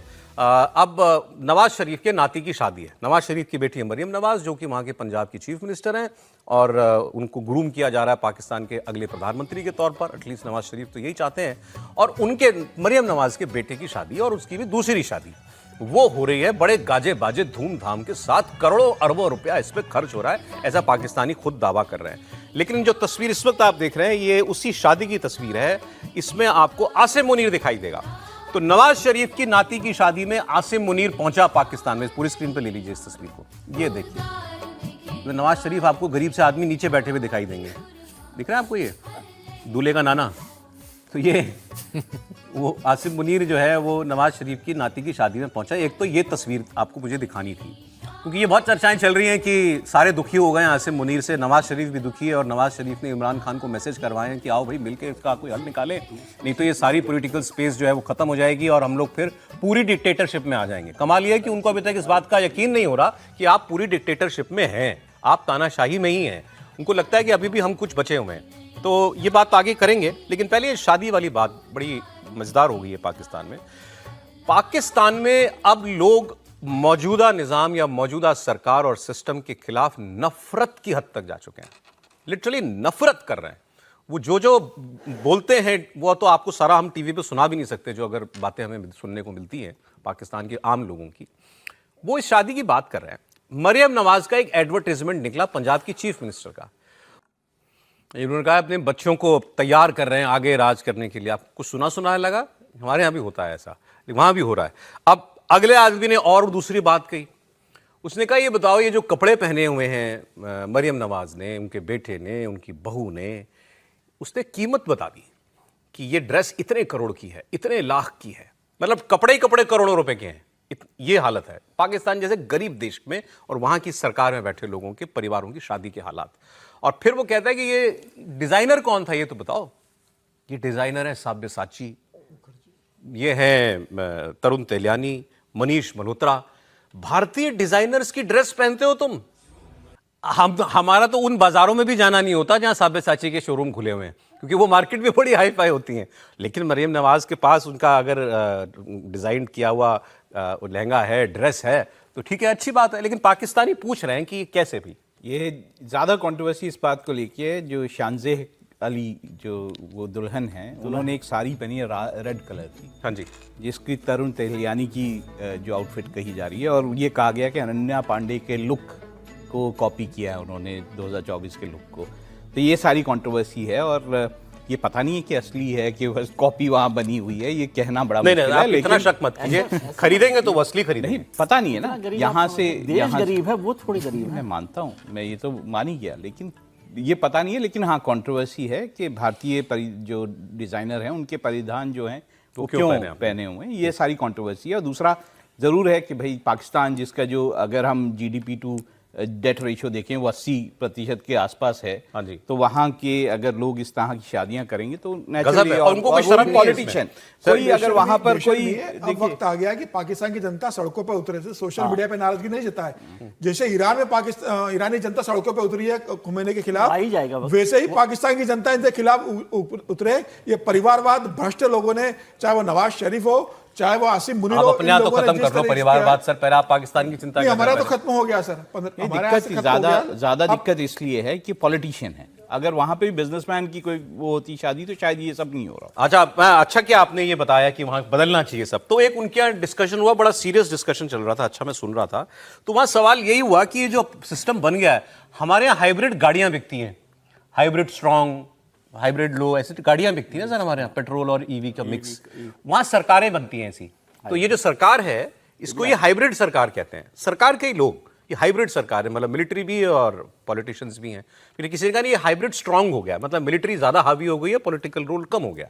तो वो बहस चल रही थी कि क्या ये ऐसे ही चलता रहेगा। तो एक कोई मुझे ठीक ठाक आदमी लगे, उन्होंने कहा ऐसे ही तो कभी कुछ नहीं चलता, बदलना तो तय है। ये सिस्टम पाकिस्तान में नहीं चलेगा, मतलब आसिम मुनीर की तानाशाही का अंत होगा। ये एक व्यक्ति बैठकर बोल रहे हैं, सुने। एंकर ने अपनी तरफ से बड़ा सही उदाहरण दिया, इजिप्ट में सेना ही है सब कुछ, लेकिन पॉलिटिशियंस भी काम करते हैं। तो उन्होंने कहा वहां भी ऐसा चल रहा है, हमारे यहाँ भी ऐसे ही चलता रहेगा। तो उन्होंने जवाब दिया कि इजिप्ट के हालात बहुत अच्छे हो गए इससे। अब सवाल यही है कि क्या ये जो सिस्टम पाकिस्तान में बना हुआ है, जिसमें आसिम मुनीर सबके सर चढ़ के डंडा चला रहा है, क्या ये अपने आप बदलेगा सर? नहीं, देखिए सौरभ भाई, वहाँ 3 लेयर होते हैं। पहला होता है ISI, दूसरा होता है फिर सेना, और फिर होती है सरकार। तो वहाँ ये तीनों लेयर काम कर रही हैं दीदी। और वहाँ जनता को इतना समृद्धशाली नहीं होने दिया जाता कि वो आंदोलन खड़ा कर सके या विरोध प्रदर्शन कर सके। तो आज पाकिस्तान के अंदर जो सबसे विषम परिस्थिति है कि जो हम ईरान की बात करते हैं, ईरान की जनता भरपेट खाती थी इसलिए क्रांति के लिए सड़क पे उतर आई, लेकिन पाकिस्तान में तो रोजी रोटी का संकट है, न रोजी है न रोटी है। तो वहाँ अब आप जो कपड़े की बात कर रहे हैं, वहाँ तो हालात ये हो गए कि एक दूसरे का कपड़ा उतारने पे भी उतारू हो गए हैं वो। दूसरी हालात ये है कि जिस भारत के खिलाफ आप जंग लड़ने की बात करते हो, यदि वो अच्छे कपड़े बना के नहीं दे यहाँ का डिजाइनर, तो आपके यहाँ शादी विवाह तक नहीं होगा, ये भी स्पष्ट हो गया। तो मतलब जिस देश की ये हालात हो, वहाँ एक आदमी बैठ के टीवी में बोले कि ये हालात बदलेगा। अरे कैसे बदलेगा? क्या आप ISI को खत्म कर पाएंगे? यदि आप ISI को खत्म करेंगे तब ये सिस्टम बदलेगा। अगर इमरान खान बाहर आ जाए तो बदलेगा। देखिए, इमरान खान बाहर आ जाए तो क्या इमरान खान को ISI छोड़ देगा क्या? देखिए, वहां सारा नियंत्रण ISI के हाथ सर, वहां लोग इतने यही नेता लोग इतने परेशान हैं इमरान से कि जेल में मैसेज भिजवा रहे हैं कि कॉम्प्रोमाइज कर लो। नवाज शरीफ ने मैसेज भिजवाया, मैं तो खबरें पढ़ के। नवाज शरीफ क्यों मैसेज कर रहे हैं? क्योंकि शहबाज शरीफ के हटने की संभावना है। एग्जैक्टली, क्योंकि आसिफ मुनीर अब उनको खाने पे उतारू हो गया, इसीलिए उनको लगता है कि भाई बनना चाह रहे हैं। हम तीनों पॉलिटिकल फोर्सेस को एक होना पड़ेगा, नहीं तो आसिफ मुनीर कुछ नहीं छोड़ेगा हमारे लिए। तो आज जब आपके ऊपर आफत आई तो आपको लगता है कि इमरान बाहर आए, और नहीं कल तक इमरान आपका दुश्मन था। तो सही बात है। अच्छा, इमरान खान जेल में कैसे बिहेव कर रहा है ये सर सुनेगा। पैसा वसूल, अगली 2 बयान पैसा वसूल है, बिल्कुल सुन के आपको मजा आएगा। इनके जो सीनियर जर्नलिस्ट है नजम सेठी, वो ये कुछ नाराज रहते हैं इमरान खान से। तो इन्होंने कहा कि आपको मालूम है आदमी वो कैसा बिहेवियर करता है जेल में बैठ के। वो जेल में है 3 साल से, और वहां सब कैमरे कुमरे लगे हुए हैं, वो जो बोलता है सब कुछ रिकॉर्ड होता है। तो हमने आपको बताया नवाज शरीफ भी चाहते हैं इमरान खान कॉम्प्रोमाइज कर ले, बाहर आ जाए, तो कुछ दबाव बनेगा आसिम मुनीर पे। ऐसे ही आसिफ अली जरदारी भी मैसेजिंग करवा चुके हैं। इनके प्रोटेस्ट को उन्होंने कराची में होने दिया, बहुत बड़ा जलसा होने दिया था। तो अब ये क्लियर है कि दिख रहा है कि इमरान खान पॉपुलर आदमी है, और हमारी पॉलिटिक्स बाहर वैसे ही इसने खत्म कर दी है, फिर इसे आसिम मुनीर खत्म कर रहा है। इट्स बेटर कि इमरान खान कॉम्प्रोमाइज कर ले तो पॉलिटिकल स्पेस बची रहेगी। इमरान खान कॉम्प्रोमाइज करने के लिए तैयार नहीं है। ये हमने आपको 2 रोज में बयान सुनाए थे। कई लोग मिलने गए, उन्होंने कहा मैं आसिम मुनीर के साथ कोई समझौता नहीं करूंगा, मैं देश छोड़कर नहीं जाऊंगा, तुम्हें जेल में रखना है रखो। उनको लगता है एक दिन कि इनकलाब आएगा, लोग सड़कों पे आएंगे और इनको मजबूर होकर मुझे रिहा करना पड़ेगा, ये इमरान खान मानता है। अब आप मूड समझना, सुनना।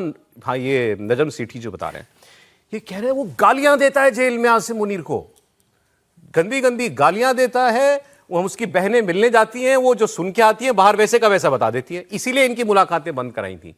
फिर हमने कहा चलो ये बड़ी बहन जाती थी, इससे नहीं हो रहा, छोटी बहन को भेजो। तो पिछली बार छोटी बहन को भेजा, उसको भी कहा बाहर आके वो मत बताना जो इमरान खान ने बोला, लेकिन उसने भी आके सब बता दिया।